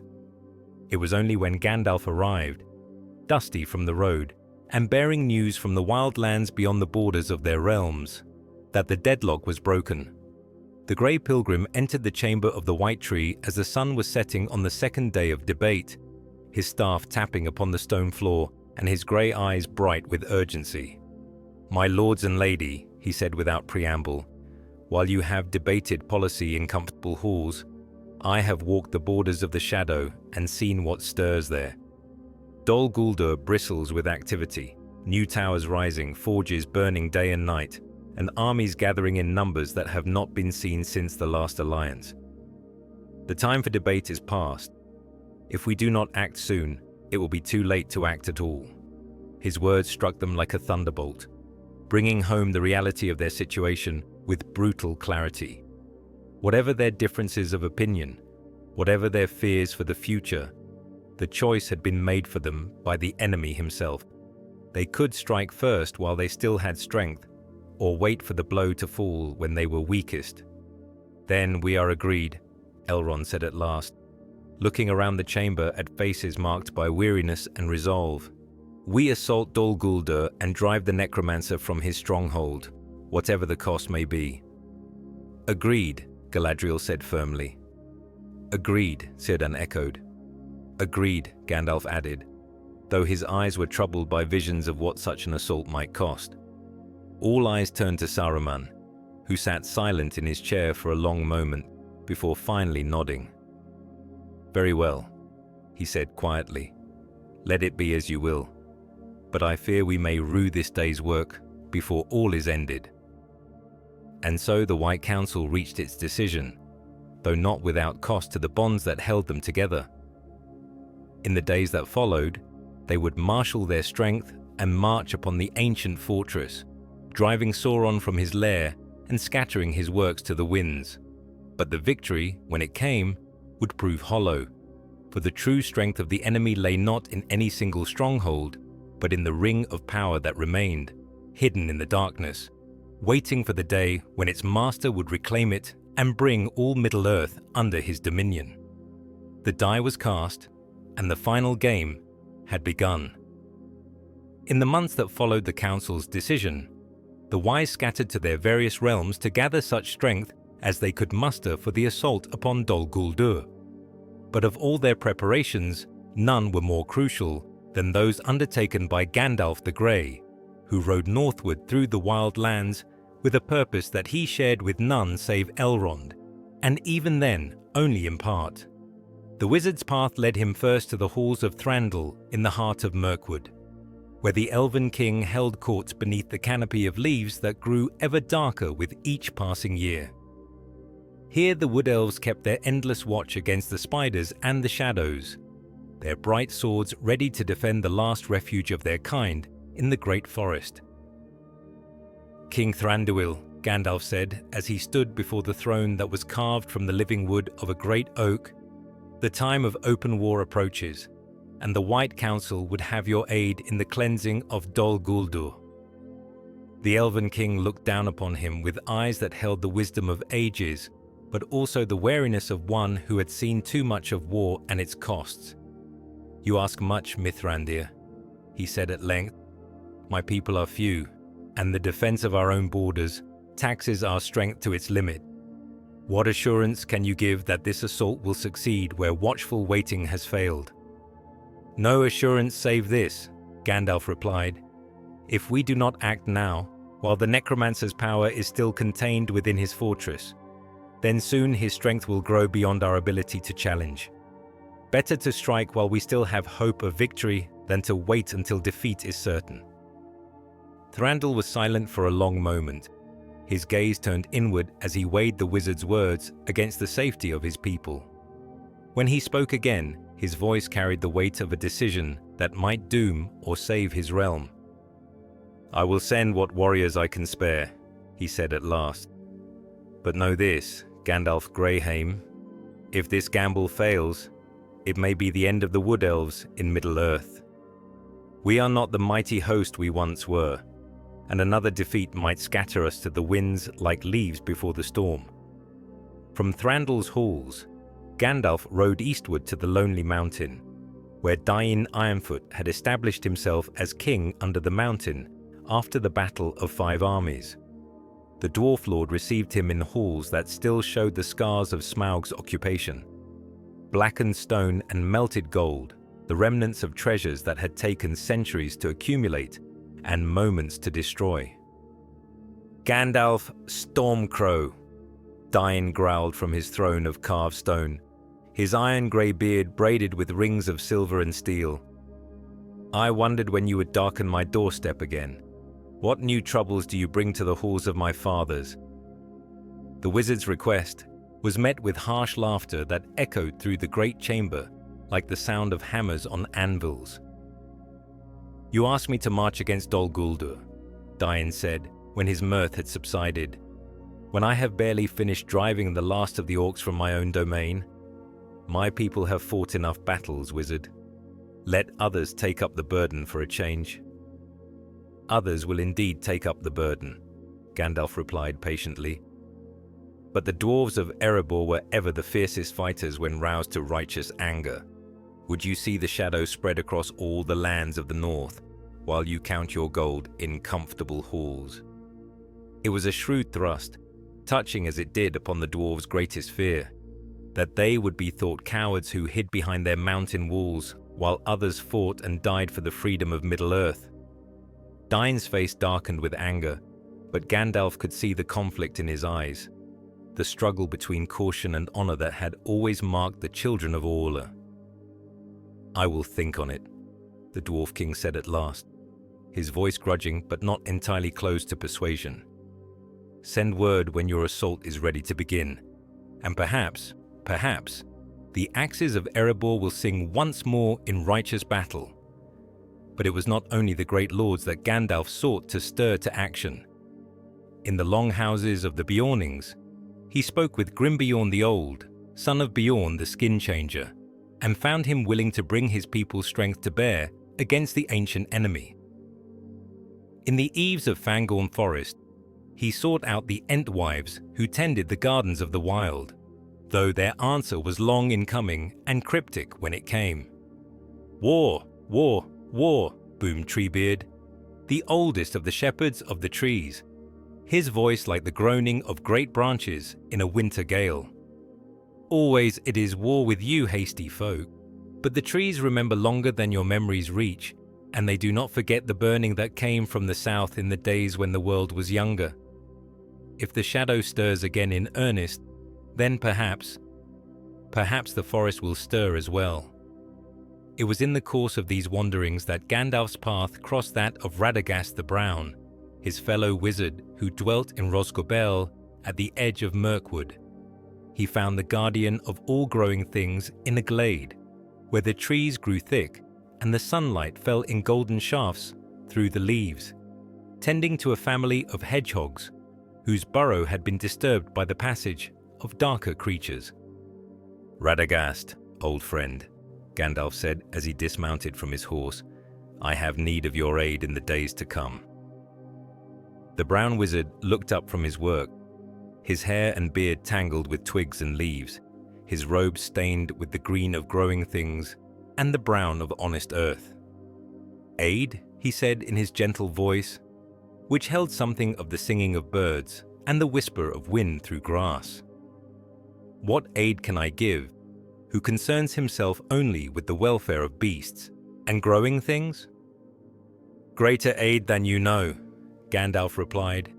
"For if the White Council fails in its purpose, then all the green and growing world will wither under the shadow that spreads from the south. I ask not that you take up sword or staff in battle, but that you speak to your charges, the birds and beasts who are your care, and ask them to watch the borders of the darkness. Their eyes see much that escapes the notice of the great and wise, and their warnings may prove more valuable than armies." Radagast considered this request with the same careful attention he gave to the needs of his smallest charges, turning it over in his mind like a gardener examining a seedling for signs of health or disease. At length he nodded, his brown eyes bright with understanding. "Yes," he said simply. "Yes, I will do as you ask. The creatures of field and forest have as much to lose as any in this war, though they cannot speak for themselves in the councils of the mighty. Their voices shall be heard, even if only through mine." But perhaps the most important of Gandalf's journeys was the last, when he rode southward from the borders of Mirkwood toward the lands of the Dunedain, seeking Aragorn, son of Arathorn, the chieftain of the Rangers who kept their watch in the wild places. He found him in the ruins of Amon Sul, the ancient watchtower that had once guarded the borders of Eornor, sitting beside a small fire and studying a map marked with the signs of his people's secret knowledge. "Strider," Gandalf said as he approached the fire, using the name by which the ranger was known in the common tongue. "The hour grows late, and the White Council has need of the strength of the Dunedain." Aragorn looked up from his map, his grey eyes reflecting the firelight, and in his weathered face Gandalf saw something of the nobility that had marked the kings of old. "I have felt it stirring," he said quietly, "this shadow that you speak of. My rangers report strange signs. Wolves running in packs where no wolves should be, birds flying south in the depths of summer, and always the feeling of being watched by eyes that hold no kindness." "Then you know why I have come," Gandalf said, settling beside the fire and accepting the cup of bitter tea that Aragorn offered him. "Dol Guldur must be cleansed, and we have need of guides who know the secret ways and can lead our forces where they need to go." "And after?" Aragorn asked.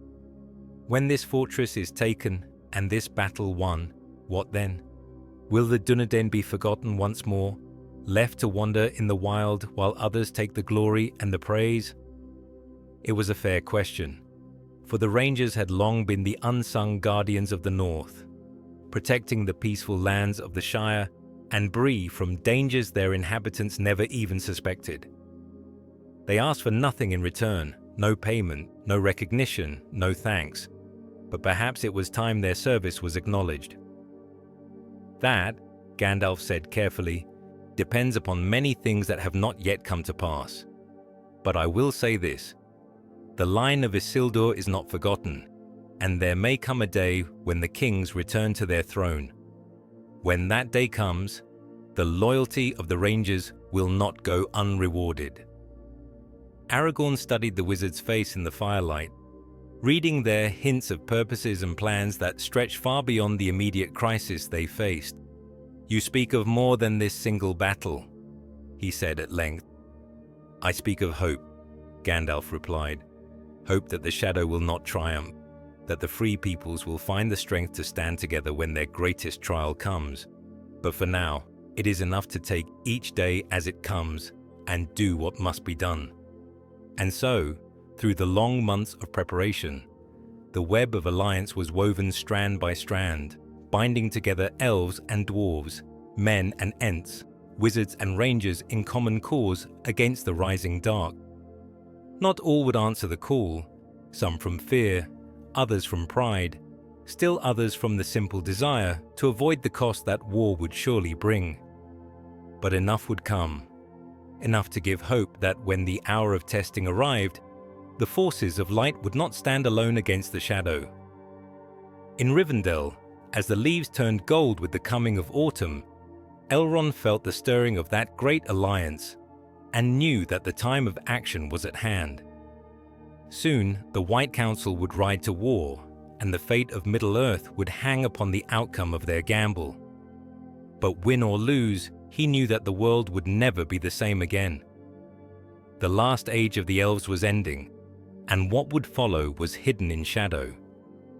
In all the great preparations for war, in all the marshalling of armies and the forging of alliances, there was one corner of Middle-earth that remained untouched by the gathering storm.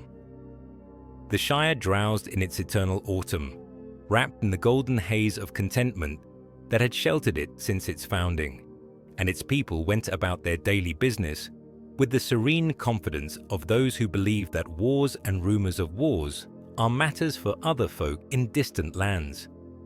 It was there, in that green and pleasant country, that Gandalf's thoughts turned as he rode southward from his meeting with Aragorn, following roads that grew ever more peaceful as they led away from the wild lands and toward the heart of the Westfarthing.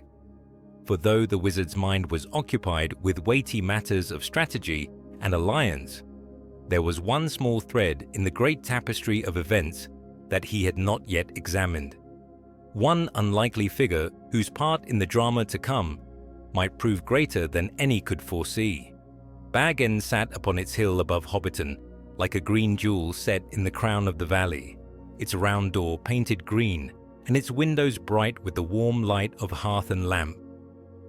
Smoke rose from its chimney in lazy spirals, carrying with it the comfortable smell of pipeweed and baking bread, and from its garden came the scent of late roses and the drowsy hum of bees gathering the last nectar of the season.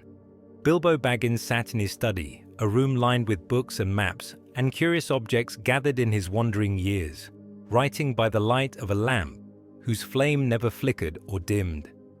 The pages before him were covered with his neat script, telling the tale of a journey that had taken him far from the comfortable boundaries of his homeland to the very roots of the lonely mountain. In a hole in the ground there lived a hobbit, he read aloud, testing the sound of the words upon his tongue. Not a nasty, dirty, wet hole, filled with the ends of worms and an oozy smell, nor yet a dry, bare, sandy hole with nothing in it to sit down on or to eat. It was a hobbit hole, and that means comfort.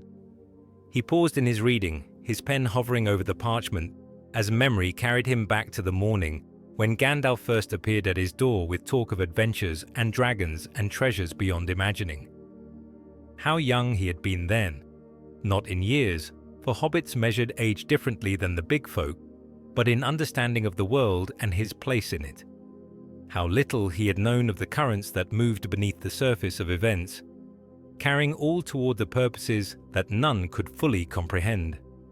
A knock at the door interrupted his reverie, followed by the familiar tap, tap, tap of a staff upon the flagstones of his hall.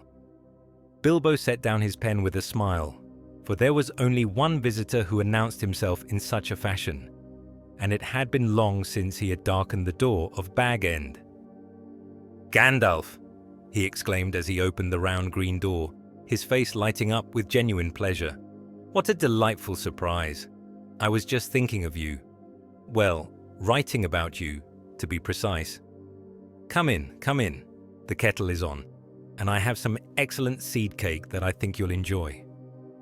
The wizard entered, stooping slightly to pass beneath the low lintel, his grey robe seeming somehow more travel-stained than usual, and his eyes holding depths of worry that had not been there in their last meeting. But his smile was genuine as he accepted Bilbo's hospitality, settling into the comfortable chair by the fire that had always been his when he visited the Shire. "Still writing your book, I see," Gandalf said, glancing toward the study where the lamp burned bright over scattered pages. "How goes the work?" "Oh, well enough," Bilbo replied, bustling about with teacups and plates in the manner of hobbits everywhere when entertaining unexpected guests. "Though I find myself struggling with the ending. So many loose threads to tie up, so many questions left unanswered. How does one conclude a tale that feels as though it might go on forever?" "Perhaps," Gandalf said quietly, "because it is not truly concluded. Perhaps what you have written is not an ending but a beginning, the first chapter of a much longer story that has yet to unfold." Something in the wizard's tone made Bilbo pause in his preparations and look more closely at his old friend. The lines around Gandalf's eyes seemed deeper than before, and there was a tension in his shoulders that spoke of burdens carried and decisions postponed. "You haven't come simply for a social call, have you?" Bilbo asked with the directness that marked his people when they chose to abandon their usual courtesy. "There's something troubling you, something more than the usual cares of your wandering life." Gandalf was silent for a moment, staring into the flames that danced upon the hearth. When he spoke, his voice carried the weight of prophecy and the sadness of one who sees too clearly what the future may hold. "Tell me, my dear Bilbo," he said at length, "do you ever think about the ring you found in Gollum's cave? Do you ever wonder about its history, or why it came to you at that particular moment in your adventure?" Bilbo's hand moved instinctively to his pocket, where the golden band rested against his leg, warm and smooth and oddly comforting. "Sometimes," he admitted. "It's a curious thing, isn't it? So simple in appearance, yet so useful. It has served me well in the years since I returned to the Shire, helping me avoid unwanted visitors and slip away from tedious social obligations." "Useful, yes," Gandalf agreed, but there was something troubled in his expression. "Perhaps too useful. Magic rings are not common things, Bilbo, and those that are found in dark places often carry dark purposes. Have you never wondered why Gollum treasured it so? Why he called it his precious and guarded it with such jealous care?" "He was quite mad, you know," Bilbo said with a slight shiver, remembering the pale creature in its cave beside the dark lake. "Mad and pitiable. I sometimes think I did him a kindness in taking it from him. Surely nothing good could come of such an obsession." "Nothing good indeed," Gandalf murmured, more to himself than to his host. And yet there are forces stirring in the world, my dear hobbit, that may make the question of the ring's nature more than merely academic. Dark powers seek dark treasures, and what seems innocent may prove to be the very thing they desire most. Bilbo set down his teacup with hands that trembled slightly, though whether from age or sudden fear he could not say. "You're frightening me, Gandalf," he said quietly. "Are you saying my ring is dangerous, that I should give it up?" "I am saying nothing yet," the wizard replied, rising from his chair to pace before the fire like a caged wolf. "But I am thinking much, and what I think troubles me greatly. There are tests that could be made, ways to determine the true nature of such a thing, but they would require preparation, care, perhaps even the involvement of others whose wisdom exceeds my own." "The ring has brought me nothing but happiness," Bilbo protested, his voice taking on a note that was almost pleading. "It has given me freedom and privacy, the ability to walk my own lands without interference from neighbors or relatives. Surely you cannot ask me to surrender such a gift." Gandalf stopped his pacing and turned to look at his host, seeing in the hobbit's face something that chilled him to the bone. There was a possessiveness there, a hungry light that had not been present in their earlier conversations about the ring. It was subtle, still, barely perceptible to any but the most discerning eye, but it was there nonetheless, the first sign of the slow corruption that such things brought to their bearers. "I ask nothing," he said gently, sitting back down and leaning forward to take Bilbo's hands in his own. "Not yet, but I do counsel patience, my dear friend. Keep the ring safe, but do not use it lightly. And if the time should come when I ask you to trust me in matters concerning it, remember that I have never wished you ill, and that all my counsel has been given in love." They spoke then of other things, of the Shire and its quiet pleasures, of Bilbo's garden and his writing, of the small joys that make life worth living even in the shadow of great events. But underneath their friendly chatter ran a current of unease, a sense that the peaceful world they knew was balanced on the edge of a knife, ready to fall into darkness at the slightest push. When Gandalf took his leave at sunset, walking down the hill toward the Bywater Road, with his staff tapping gently on the stones, Bilbo stood in his doorway, watching until the wizard's grey form disappeared into the gathering dusk. Then he closed the door and returned to his study, but the words would not come, and the pages remained blank. Outside, the first stars were appearing in the darkening sky, and somewhere in the distance a night bird called once and was still. But in the depths of his pocket, the ring seemed to pulse with a life of its own, warm and golden and infinitely precious. And in the darkest corners of his mind, a voice whispered softly of power and dominion, of treasures that could be taken and enemies that could be defeated if only he had the will to reach out and seize what was rightfully his. Bilbo shook his head and tried to focus on his writing, but the whispers remained, growing stronger with each passing hour. In the Shire, the Age of Innocence was drawing to a close, though its people knew it not. The ring had come home at last, and with it came the shadow that would change everything. The assault upon Dol Guldur came with the turning of the year, when winter's grip loosened upon the lands and the first stirrings of spring began to show in the southern reaches of Mirkwood. The combined forces of the White Council moved like shadows through the twisted trees, their passage marked only by the silence that fell upon the forest creatures and the dimming of what little light filtered through the canopy above. Elrond rode at the head of a company of his kinfolk from Rivendell, their armor gleaming with the silver light of Vilya, and their swords sharp with spells of making that had been wrought in the elder days. Beside him rode Galadriel, terrible in her beauty and mighty in her wrath, with warriors from Lothlorien, whose cloaks were grey as twilight, and whose eyes held the light of the two trees. From the grey havens came Círdan, with mariners who had learned to fight upon the decks of white ships. And from Isengard came Saruman, with his staff of power, and his robes that seemed to burn with inner fire. But it was not the strength of armies alone that gave them hope of victory.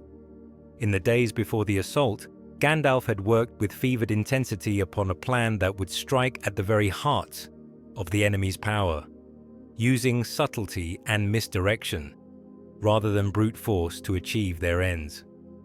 The necromancer's strength lies not only in his fortress, the Grey Wizard had said in their final council before the march began, but in the fear he inspires and the secrets he guards.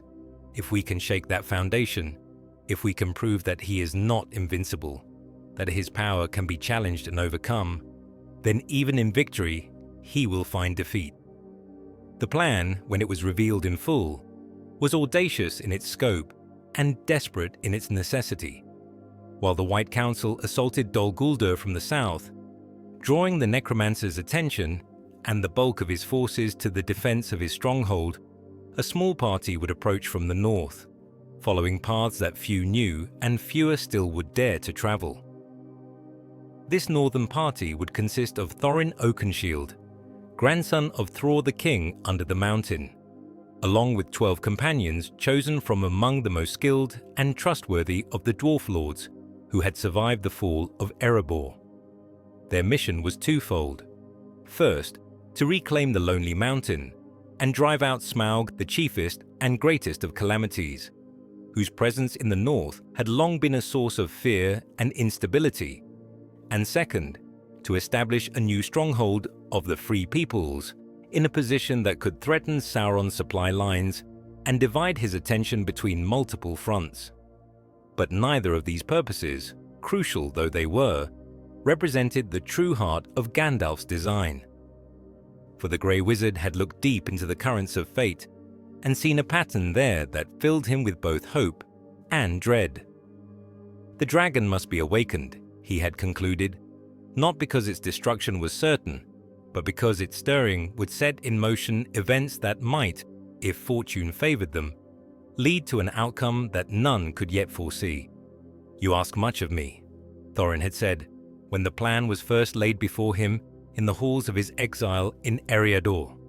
The dwarf prince sat hunched over a map of the north, his dark eyes tracing the familiar paths that led to his ancestral home, and in his face was written all the pain of loss and the fierce hunger for revenge that had sustained him through 60 years of wandering.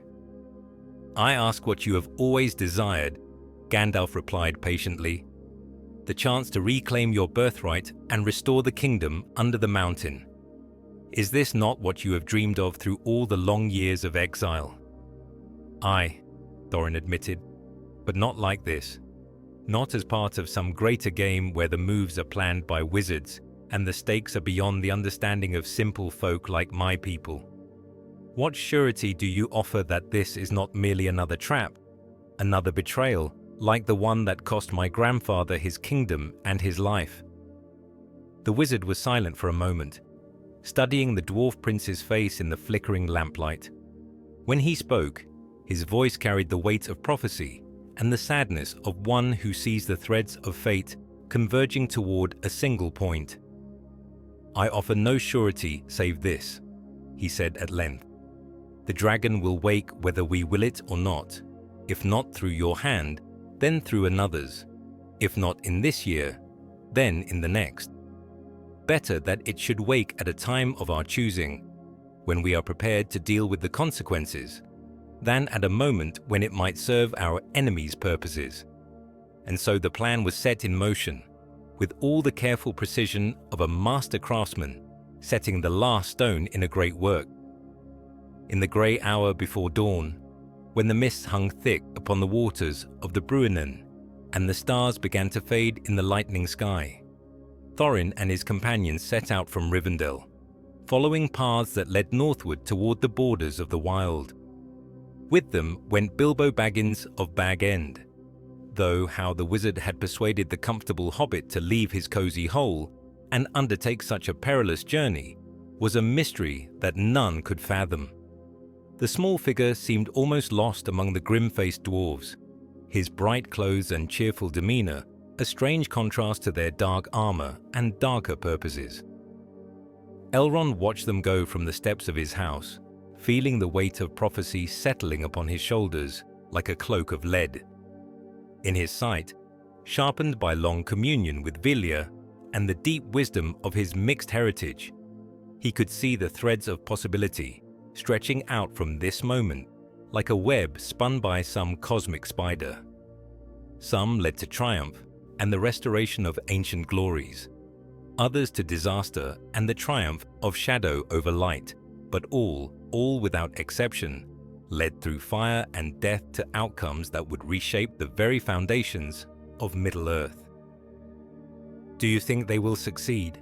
asked Lindir, his chief counselor, who had come to stand beside him in the morning stillness. "Success," Elrond replied quietly, "is a word that may have many meanings before this tale is told. They will wake the dragon, of that I am certain. What comes after, that is hidden from even my sight." Far to the south, the armies of the White Council had already begun their advance through the southern reaches of Mirkwood, moving like a tide of silver and steel through the twisted trees. The very forest seemed to recoil from their passage, as if the malice that had taken root in its heart recognized the threat they represented and sought to warn its master of their approach. Dol Guldur loomed before them like a cancerous growth upon the fair face of the earth, its towers black against the grey sky, and its walls weeping with moisture that was not rain. From its highest window, a red light gleamed like the eye of some vast predator, watching and waiting as the forces of the free peoples drew near. But Sauron the necromancer was not unprepared for their coming. His spies had brought him word of the gathering armies, and his servants had been marshalling their own dark strength in the deep places beneath his fortress. When the assault came, it would be met with a fury that would test the resolve of even the wisest and most valiant of the White Council. The trap was set, the pieces were in motion, and the game that would determine the fate of the Third Age had begun in earnest. In the north, 13 dwarves and a hobbit walked toward their destiny, while in the south, the powers of light and darkness prepared for a battle that would echo through the halls of memory until the end of days. And in Rivendell, Elrond stood watching the northern road long after the company had passed from sight, knowing that when next he saw any of them, the world would be forever changed. The news came to Rivendell on the wings of eagles, great birds whose eyes had witnessed the deeds of heroes and the fall of kingdoms. They arrived in the grey light of dawn, circling the valley like dark portents, before settling upon the flat roof of Elrond's house, their harsh voices crying tidings that were both triumph and disaster intertwined. "The dragon wakes," they called in the ancient tongue of their people. The fire beneath the mountain burns bright, and Smaug the mighty stirs from his long sleep. Death rides upon the wind, and the north is aflame with war. Elrond received their message in the courtyard where the fountain sang its eternal song, but now its music seemed mournful, as if it too sensed the change that had come upon the world. The Lord of Rivendell stood silent for a long moment after the eagles had spoken, his grey eyes fixed upon the northern peaks, where smoke was beginning to rise like pillars supporting the sky. "So it begins," he murmured, and in his voice was the weariness of one who has foreseen disaster but was powerless to prevent it. The wheel turns, and what was set in motion reaches its culmination at last. The days that followed brought a steady stream of refugees from the north, men of Lake Town who had fled when their city burned, woodland creatures whose homes had been consumed in the dragon's wrath, and scattered survivors from the ranks of the goblins and orcs who had sought to claim a share of Erebor's treasure. Each brought tales more terrible than the last, speaking of fire that fell like rain from the sky, and heat that turned stone to glass at the dragon's passing. But it was not only refugees who came to Rivendell in those dark hours. Messengers arrived from Dol Guldur, where the assault of the White Council had achieved its immediate purpose, but at a cost that none had anticipated. The necromancer had been driven from his fortress, his physical form destroyed, and his servants scattered to the winds, but the victory felt hollow when measured against the chaos that was spreading across the north. "He yielded too easily," Galadriel reported when she arrived at Elrond's door, her face drawn with exhaustion and her usually luminous eyes dimmed by shadows of doubt. "We came expecting a siege that might last months, but found only token resistance and empty halls. By the time we reached the highest tower, he was already gone, fled eastward toward Mordor, where his true strength lies hidden." "A strategic withdrawal," Elrond observed, pouring wine for his kinswoman and noting how her hands trembled slightly as she lifted the cup to her lips. He sacrificed his forward position to gain time and freedom of movement. While we celebrated our victory over a shadow, he prepared to reclaim his ancient throne. The Lady of Lothlorien nodded grimly. Gandalf suspected as much, but by then it was too late to change course. The dragon was awakened, the lonely mountain was in uproar, and every contingency we had planned for was overtaken by events we had not foreseen. Through the autumn and into the early winter, the reports continued to arrive, each more dire than the last. Smaug had indeed awakened from his long sleep, roused to fury by the intrusion of Thorin's company into his domain. The great worm had descended upon Lake Town like a hurricane of fire and malice, reducing the prosperous trading settlement to ash and ruin in the space of a single night. But in his rage and arrogance, the dragon had exposed himself to attack, and Bard the bowman, heir to the ancient kings of Dale, had struck the killing blow with a black arrow forged in the days when the North was young. The dragon's death, however, had only been the beginning of the true conflict. Word of Smaug's demise had spread like wildfire across the north, drawing armies of goblins and orcs from the misty mountains, elves from the woodland realm, and men from the ruins of Lake Town and Dale. Each host had come with claims upon the treasure that lay beneath the mountain, and when negotiation failed, they had resorted to the arbitration of sword and spear. The Battle of Five Armies, as it came to be known in the songs and tales of later days, had raged for 3 days and 3 nights in the shadow of the lonely mountain. Dwarves had fought beside men and elves against the tide of darkness that swept down from the north, while above them the eagles soared and struck, and Beorn the Skin Changer led his people in a charge that broke the enemy's final assault. But victory had come at a price that made even the bravest hearts weep. Thorin Oakenshield lay dead upon the field of battle, his body pierced by many wounds, but his face peaceful at last, as if in death had found the honor that had eluded him in life. With him had fallen Fili and Kylie, his sister sons, whose bright laughter would never again echo through the halls of their fathers.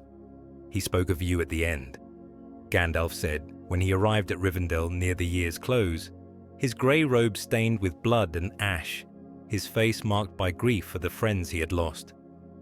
Thorin asked me to tell you that he understood, finally, the true purpose of our plan. He said the dragon had to die, even if it cost him everything he held dear. He said he was glad to have played his part in the greater tale. Elrond received this news in silence, standing before the fire in his study while the winter wind howled outside the windows. When he spoke at last, his voice carried the weight of ages and the sorrow of one who has watched too many heroes fall. His grandfather Thrain still lives, he said quietly, imprisoned in these halls by the ring he bears, but alive nonetheless. Should I tell him of his grandson's fate? Should I add this grief to the burdens he already carries? That, Gandalf replied, is a choice only you can make. But consider this. Thorin died free, having won back his kingdom and restored the honor of his house. There are worse endings for the heirs of kings. In the chambers where Thrain dwelt in his comfortable captivity, the old dwarf lord sat staring out the window at the snow-covered peaks, his weathered hands folded in his lap and his eyes filled with dreams of mountain halls. The ring upon his finger gleamed dully in the lamplight, its power contained but never truly subdued, and sometimes in the deep watches of the night he would mutter words in the ancient tongue of his people. Words of loss and longing, and a grief too deep for tears.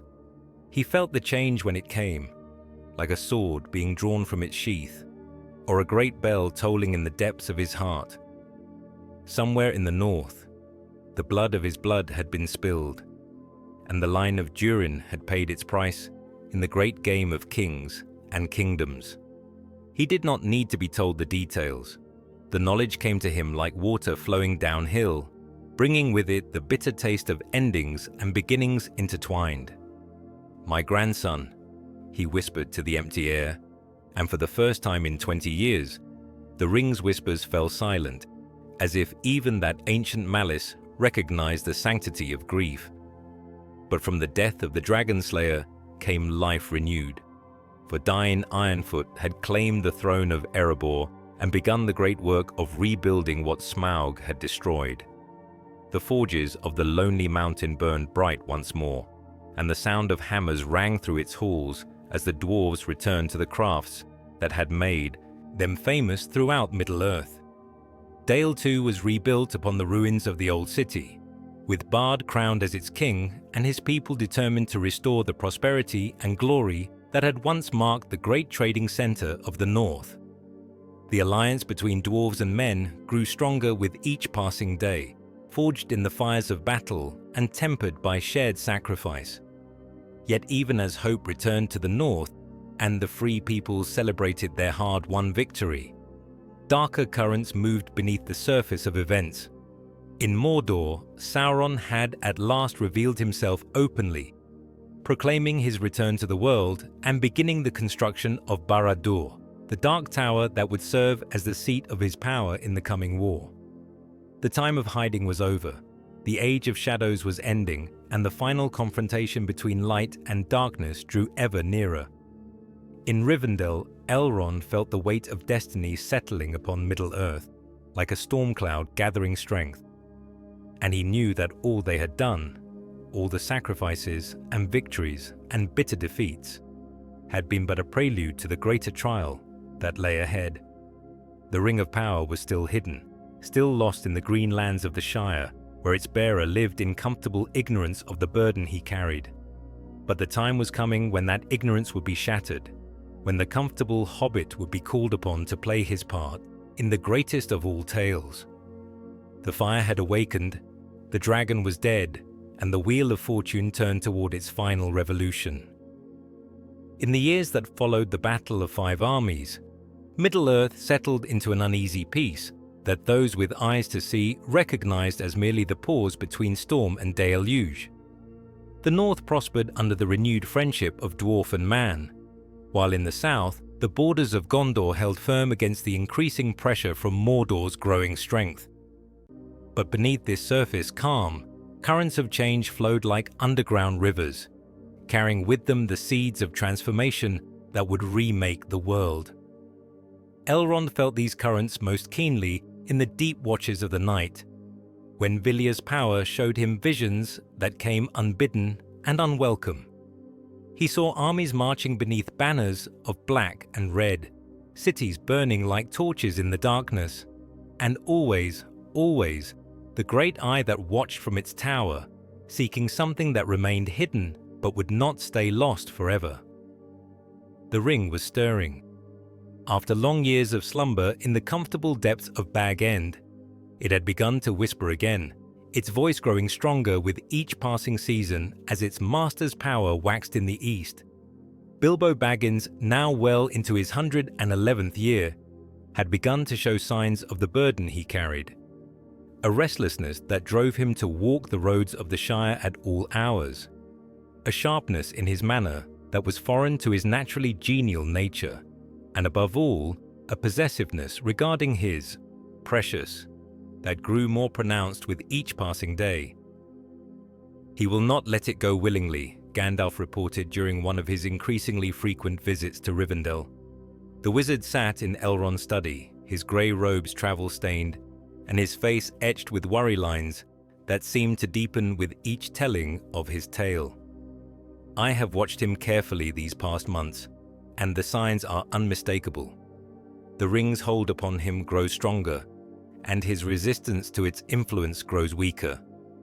Then the time has come to act," Elrond said quietly, though his heart was heavy with the knowledge of what such action would require.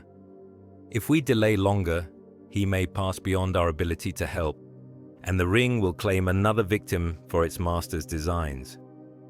But Gandalf shook his head, his grey eyes troubled by visions of paths not yet taken and choices yet to be made. "Not yet. There is another who must be prepared to take up the burden when Bilbo lays it down. A younger hobbit, whose heart is still pure, and whose will remains unbroken. I have watched him too, this Frodo Baggins, and in him I see qualities that his elder cousin lacks, a strength of spirit that might prove equal to the task ahead." The wizard's words carried the weight of prophecy, but also the uncertainty that comes with looking too deeply into the web of fate. For all his wisdom and all his power, Gandalf could not see the end of the path they were beginning to walk, could not say with certainty whether it led to salvation or to ruin beyond measure. In the chambers where Thrain dwelt in his golden prison, the old dwarf lord felt the ring stirring as a physical pain that gnawed at his bones and set his teeth on edge. The One Ring was calling to its servants, seeking to gather its scattered children back to the hand of their maker, and the ring upon Thrain's finger responded with a hunger that had grown fierce over the long years of separation. "It burns," he whispered to Elrond during one of their evening conversations, his weathered hands clenched so tightly that his knuckles showed white through the skin. "Like fire in my veins, like ice in my heart. He calls to it, and it yearns to answer. I fear I cannot hold it much longer." The Lord of Rivendell reached out to place a comforting hand upon the dwarf's shoulder, feeling the fever that burned in his flesh and the tremors that shook his frame. Through Vilya's power, he could sense the struggle that raged within Thrain's mind, the last remnants of his true self warring against the corruption that sought to claim him utterly. "You have held it for 30 years, Elrond said gently. "Can you hold it a little longer, until the final battle is fought and the ring's master is defeated once and for all?" "I will try," Thrain replied, but his voice was weak and uncertain. "For my people's sake, for the memory of my grandson who died with honor, I will try. But if I fail, if the ring takes me at last, you must be ready to act.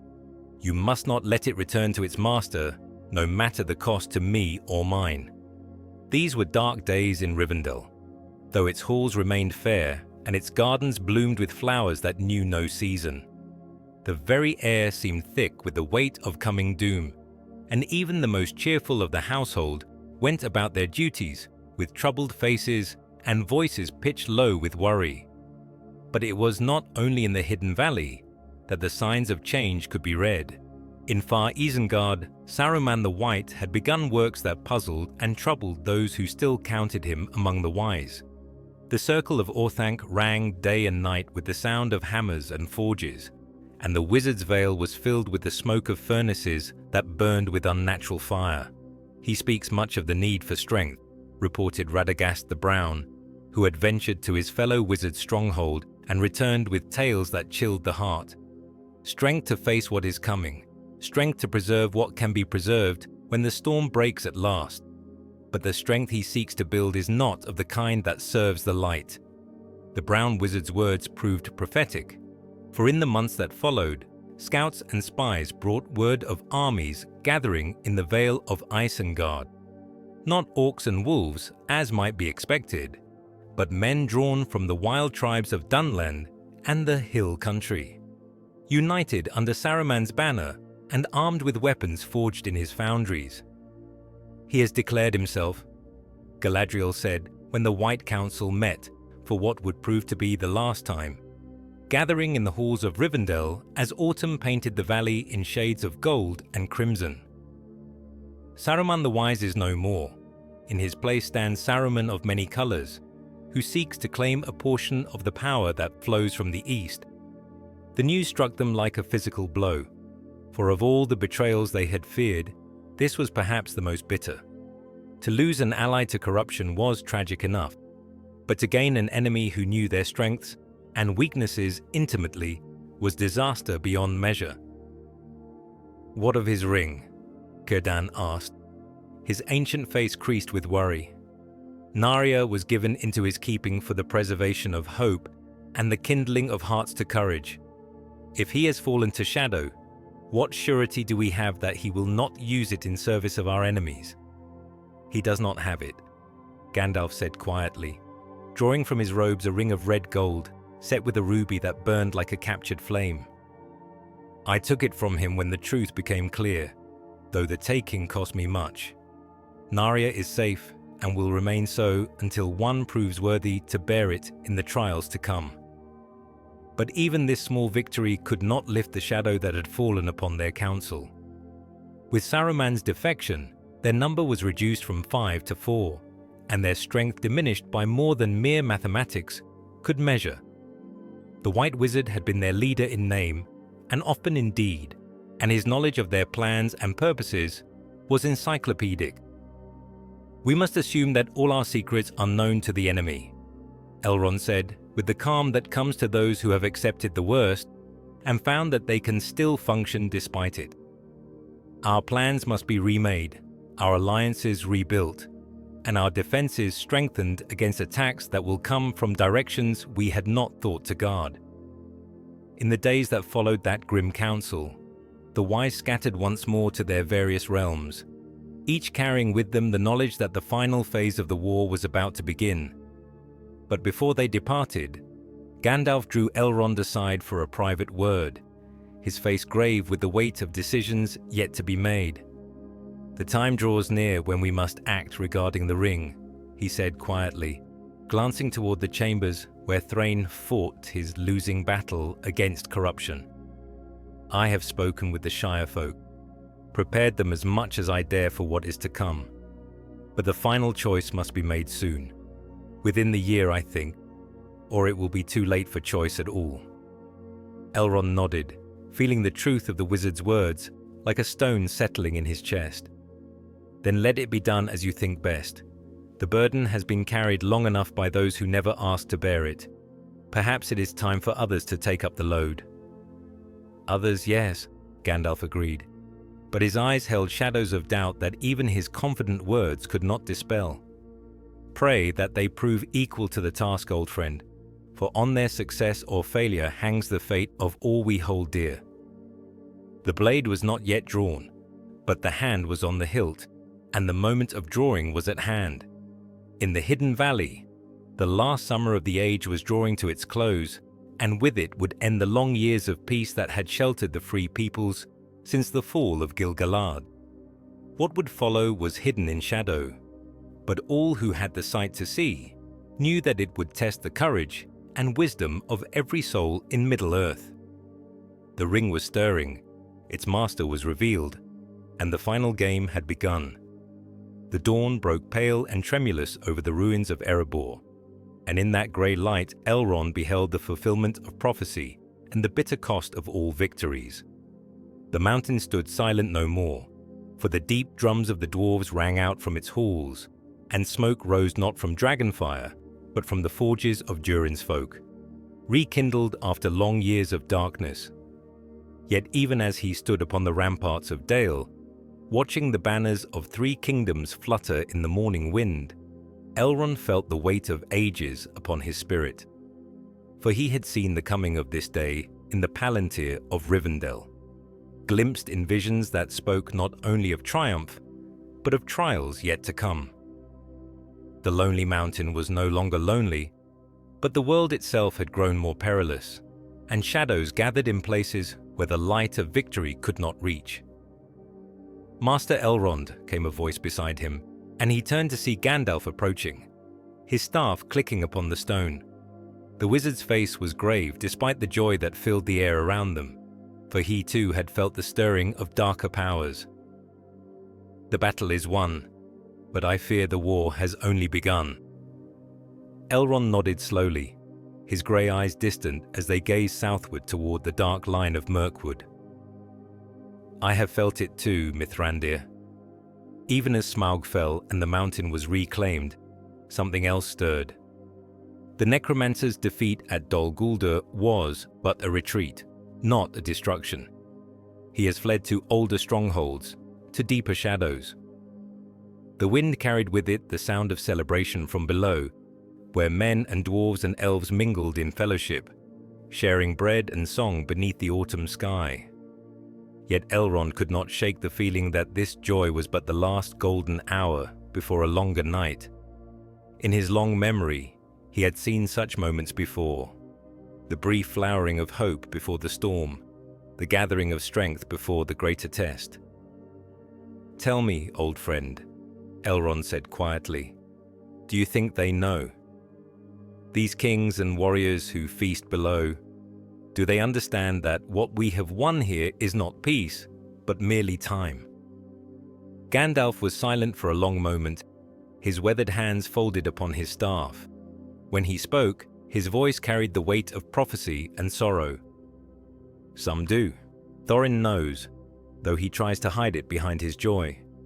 Bard feels it in his bones, for the blood of Dale runs deep with wisdom, and the woodland realm stirs uneasily, for Thranduil has long sensed the shadow that grows in the south."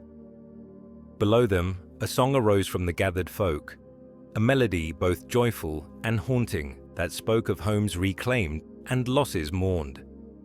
It was the song of the mountain kings of old, returned to their halls after long exile, and yet it carried within it the echo of older sorrows and deeper fears.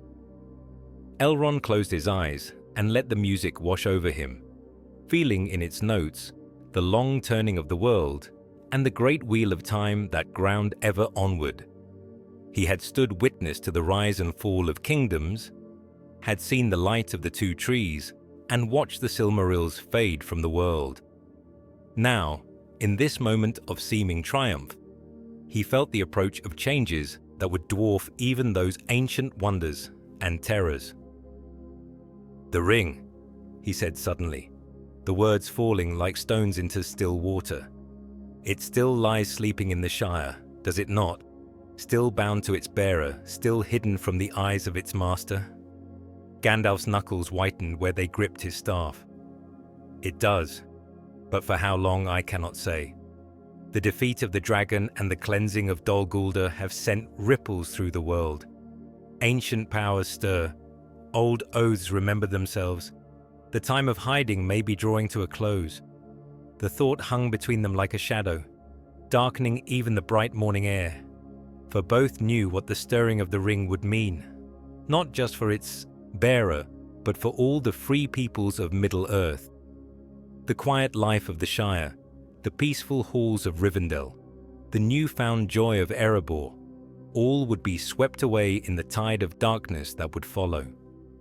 Yet, even as the weight of future sorrows pressed upon them, Elrond found himself thinking of other things, of the courage shown by a small company of unlikely heroes, of the loyalty that bound dwarf to dwarf and friend to friend, of the simple goodness that persisted even in the darkest hours. Perhaps that too was part of the pattern, part of the great design that moved beyond the understanding of even the wise. "Come," he said at last, turning from the parapet toward the stairs that led down to the celebration. "Let us join the feast and taste what joy we may, for the darkness will come whether we brood upon it or not, and it is better to meet it with glad hearts and strong bonds of friendship." And so the Lord of Rivendell descended into the warm light of the great hall, where kings and common folk sat as equals, where old enemies had become friends, and where hope still kindled bright against the encroaching night. The seasons turned, and winter gave way to spring in the Shire. Yet the Hobbit hole at Bag End remained much the same as it had always been. Smoke rose cheerfully from the chimney, flowers bloomed in neat gardens, and the round green door stood welcoming beneath its brass knocker. To any passerby, it would have seemed the very picture of peaceful contentment, unmarked by the great events that had shaken the world beyond the borders of the Shire. But Elrond, walking the hidden paths that led through time and memory, felt the presence there like a whisper in the dark. Even from Rivendell, hundreds of miles away, he could sense it. The ring, resting quiet and seemingly harmless in a wooden chest, or perhaps a pocket, carried by one who knew not what burden he bore. It slept still, as it had slept for so many years, but its dreams were growing deeper, more vivid, and in those dreams it called out to the darkness with a voice that grew stronger with each passing day. He stood in his study as the stars wheeled overhead, the same stars that had looked down upon the forging of the rings of power in the halls of Ostin Edil. The memory of that time was still fresh in his mind, despite the long years that had passed. The excitement of creation, the joy of discovery, the terrible moment when Sauron's treachery was revealed, and the One Ring first touched the world with its poisonous gold. "Still you watch the horizon," came a gentle voice, and Elrond turned to see Celebrian in the doorway, her face soft with concern. She moved to stand beside him at the great window, her hand finding his with the easy comfort of long companionship. "I cannot help it," he replied, his voice heavy with the weight of knowledge. "Each night I feel it stirring, like a sleeper beginning to wake. The ring knows that its time of hiding draws to a close. It senses the movements of its master, feels the pull of the growing darkness." Celebrian nodded, for she too had the sight, though not as keenly as her husband. "And its bearer, does he know?" "No," Elrond said softly. "He carries it still as a curious trinket, a bit of magic that makes him invisible at parties and helps him avoid unwanted visitors. He knows nothing of its true nature, nothing of the doom that may come of it. In truth, I think that ignorance may be all that protects him, and us, from its full awakening." The wind sighed through the valley below, carrying with it the scent of growing things and the distant sound of water falling over stone. It was a peaceful sound, the sound of Rivendell at rest. Yet even it could not fully banish the unease that had settled upon Elrond's heart. "I have been thinking," Celebrian said quietly, "of the choice that lies before us. If the ring truly stirs, if the darkness grows too strong, perhaps it would be better to act now, while we still have the strength to do so. The White Council could be summoned again, the ring claimed and destroyed, before it can work its full evil upon the world." Elrond was silent for a long moment, considering her words. It was a path he had contemplated many times, lying awake in the dark hours before dawn. The logic was sound.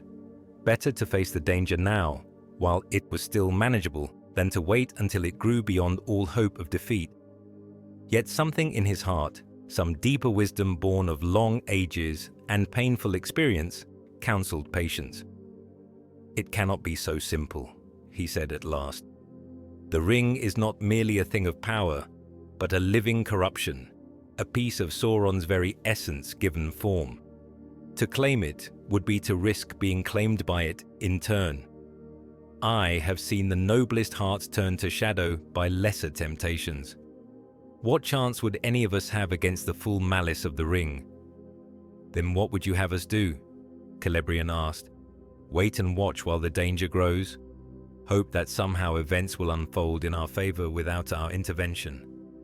Trust, Elrond replied, the word coming to him as if from some deep well of memory. Trust in the wisdom that is greater than our own, in the patterns that we cannot see but only dimly perceive. The ring came to its current bearer by paths we did not plan or foresee. Perhaps its fate, too, will be decided by forces beyond our understanding. He thought of Bilbo Baggins, the unlikely burglar who had walked into the dragon's lair and emerged not only with his life, but with the greatest treasure and burden of the age.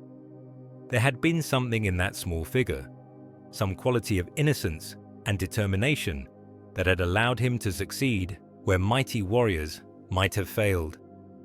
Perhaps that same quality would be needed again when the time of choosing finally came. The hobbits, Celebrian said suddenly, as if reading his thoughts. You think the answer lies with them? I think, Elrond said carefully, that the answer lies where it has always lain, in the hearts of those who choose to stand against the darkness, regardless of their size or strength. The hobbits have shown a capacity for heroism that few would have expected. When the time comes, perhaps they will show it again.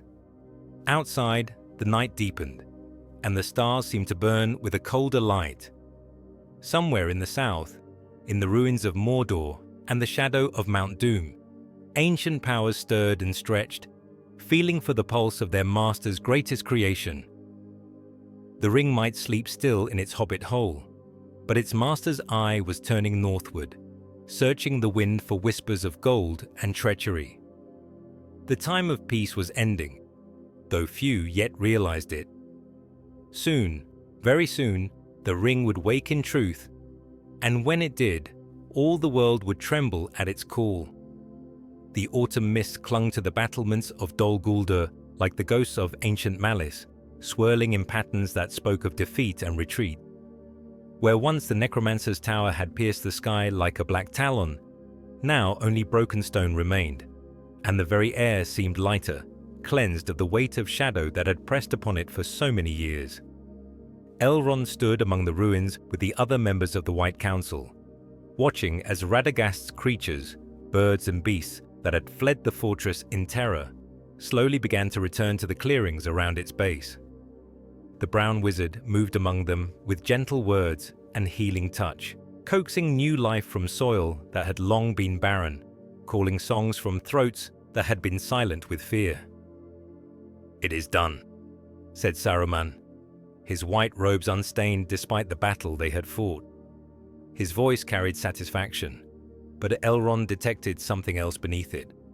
A hunger barely contained, a gleam in the eye that spoke of power tasted and found sweet. The necromancer is driven out, his servants scattered. Mirkwood will breathe freely again. "For now," Galadriel said softly, her voice carrying across the ruins like silver bells. She stood apart from the others, her face turned not toward the broken tower, but southward, toward the distant peaks of the Ephel Duath. "But I fear we have not destroyed him, only displaced him." Gandalf nodded grimly, leaning heavily upon his staff. The battle had taken its toll on all of them, but perhaps most heavily on the Grey Wizard, who had borne the brunt of the necromancer's fury when the final confrontation came. "He has fled to his ancient stronghold," he said quietly, "to Barad-dûr, to Mordor itself.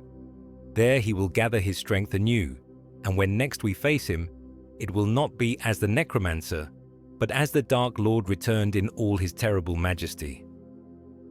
Elrond felt the truth of those words settle upon his heart like lead. They had won a victory here, yes, but it was the kind of victory that tasted of ash even in the moment of triumph. They had driven the serpent from one hole, only to see it slither into another, larger, and better fortified. "Then why do we not pursue?" Saruman demanded, his voice sharp with impatience. "Why do we not press our advantage while we still have it?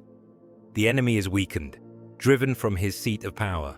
Now is the time to strike the final blow."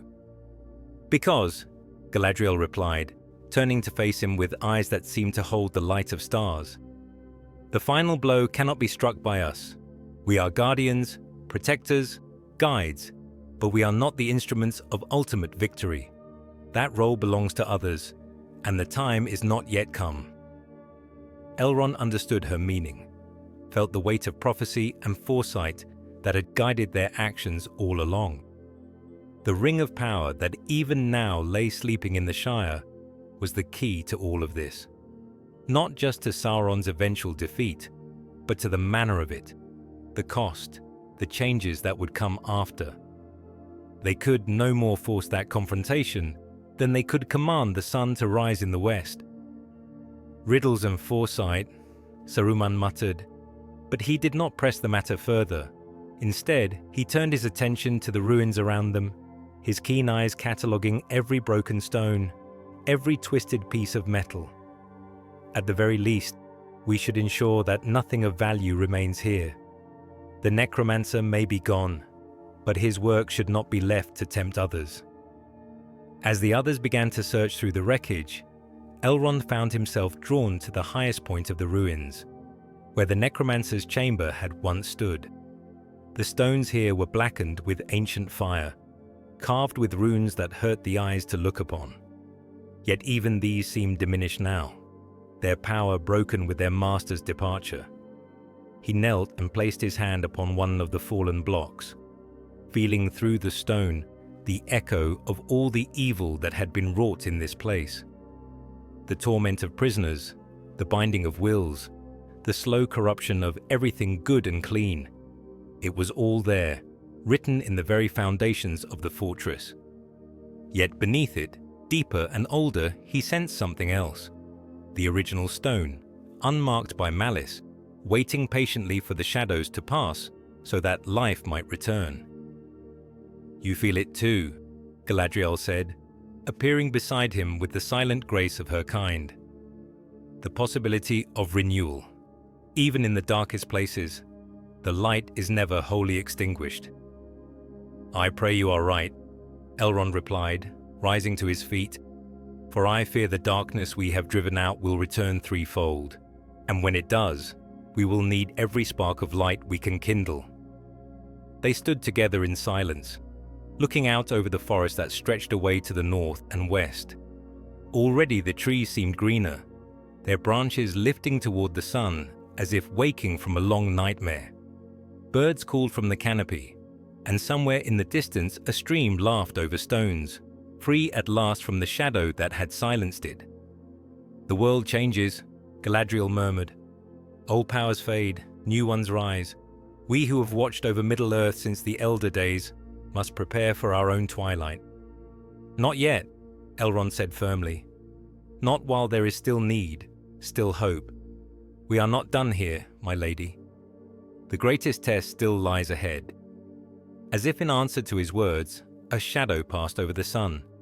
A cloud, nothing more, yet it seemed to carry with it a whisper of distant malice, a promise of storms to come. In that moment, all three of the remaining council members felt it, the presence they had driven from Dol Guldur, now settled in its true stronghold, drawing to itself all the scattered threads of darkness and binding them into a web of malice that would soon stretch across all the world. The victory was real, but it was also hollow. They had won time perhaps, and space to breathe, but the enemy was not destroyed. He had simply moved to ground of his own choosing, and when next they faced him, it would be on his terms, in his place of power, with all his strength arrayed against them. As the sun set behind the western mountains, painting the ruins of Dol Guldur in shades of gold and crimson, Elrond made a silent vow. Whatever came next, whatever trials lay ahead, he would be ready. The light had not failed yet, and while he drew breath, It would not fail while he still had strength to kindle it. The last embers of autumn glowed upon the mountains when Elrond returned to Rivendell, and in the golden light of that season's end, he found himself reflecting upon all that had passed and all that was yet to come. The valley lay peaceful beneath its mantle of turning leaves, the waters singing their eternal song as they tumbled toward the distant sea. Yet even in this haven of tranquility, he could feel the turning of the great wheel, the slow but inexorable approach of changes that would touch every corner of Middle-earth. He walked the paths of his gardens in the twilight hour, when the day's labors were done and the night's dreams had not yet begun. Here among the malin trees and the beds of Nifredil, he had often found solace in times of trial. Tonight, however, even the ancient peace of his realm could not fully quiet the unease in his heart. The reports had come with the returning members of the White Council, whispers of movement in the south, of shadows gathering in the ruins of Mordor, of the very stones of Barad-dûr stirring with renewed malice. The necromancer's defeat at Dol Guldur had been no victory at all, merely the shedding of a disguise. Now Sauron stood revealed in his true stronghold, and all the world would soon feel the weight of his returned presence. Yet it was not only the great movements of power that occupied Elrond's thoughts as he walked beneath the stars. His mind turned also to smaller things, to the quiet courage of hobbits, to the loyalty of dwarves, to the simple goodness that persisted in the hearts of common folk even when the mighty faltered. In all his long years, through all the rise and fall of kingdoms, it was these small lights that had given him hope in the darkest hours. "You are troubled, my lord," came a voice from the shadows, and Elrond turned to see Lindir approaching, his arms full of scrolls and parchments. The young elf's face was grave with concern, for he had served long enough in Rivendell to read the signs of his master's moods. "Not troubled," Elrond replied gently. "Thoughtful, perhaps, preparing for what is to come." "The council's work is done then, the threat ended." Elrond smiled sadly, wishing he could give the answer his servant hoped to hear. "One threat ended, yes, but I fear a greater one has taken its place. The necromancer was but a shadow of what we must soon face. Sauron has returned to his full power, and all our work these past centuries has been but a delaying action." Lindir's face paled at these words, for though he was young by elvish standards, he had heard the tales of the last alliance, of the siege of Barad-dûr, and the terrible cost of that victory. "Then we have failed. All our watching, all our vigilance, it has come to nothing." "No," Elrond said firmly, placing a gentle hand upon the younger elf's shoulder. "We have not failed. We have bought time, precious time for the free peoples to grow in strength and wisdom, for unlikely friendships to be forged, for courage to kindle in the most unexpected hearts. When the final test comes, and come it surely will, we will not face it as scattered and fearful as we might have done." They walked together toward the house, where warm light spilled from the windows and the sound of evening songs drifted on the air. Inside, Elrond knew his household would be gathered, elves and men, visitors from distant lands, all finding welcome and peace within these walls. It was a small thing, perhaps, in the face of the great darkness that gathered in the south, yet it too was part of the pattern, part of the web of light that would stand against the shadow when the time came. "Tell me, Lindir," Elrond said as they reached the steps, "what do you know of the Shire, of the small folk who dwell there in their green hills?" The young elf looked puzzled by the question. "Little, my lord. They are a peaceful people, fond of their gardens and their meals, content to let the world pass them by." "Why do you ask?" "Because," Elrond replied, pausing to look up at the stars that wheeled in their ancient courses above. "I believe that in the end, it may be their peace that saves us all. Not the peace of ignorance or cowardice, but the peace of those who know what is worth fighting for and are willing to lay down their lives to preserve it. In the distance, a nightingale began to sing, its voice pure and sweet in the darkness. The song spoke of home and hearth, of simple joys and quiet courage, of the enduring strength that lay not in sword or sorcery, but in the bonds between friends and the love that would not be broken by any darkness. As Elrond listened to that song, he felt a stirring of something he had not dared to feel in many long years. Not hope exactly, for hope implied uncertainty, but rather a deep certainty that the light would endure. It might be tested, might flicker and seem to fail, but it would not be extinguished, for it lived not in the halls of the mighty or the councils of the wise, but in the hearts of ordinary folk who chose each day to kindle it anew. The ring might wake, the enemy might return in all his terrible strength, the very foundations of the world might shake with the force of the coming storm. But somewhere in the Shire, in a round green door beneath a hill, slept a power greater than any of them fully understood. Not the power of the ring itself, but the power of the one who bore it. The power to choose right over easy, courage over comfort, sacrifice over safety. When that choice was finally made, when the small hand reached out to take up the burden that giants had feared to bear, then at last the long defeat would begin to turn to victory. Until that day, all they could do was wait and watch and keep the light burning, ready for the one who would need it most. In the gathering darkness of the age, it was enough. Thus ends this chronicle of Elrond's wisdom, set down in the days when shadow gathered and hope seemed distant. Yet hope endured, as it always had, carried not by the mighty, but by the small, the unexpected, the forgotten. For it is ever the way of the world that the greatest deeds are done by those who seem least fitted for them, and the mightiest powers overcome by the gentlest hands.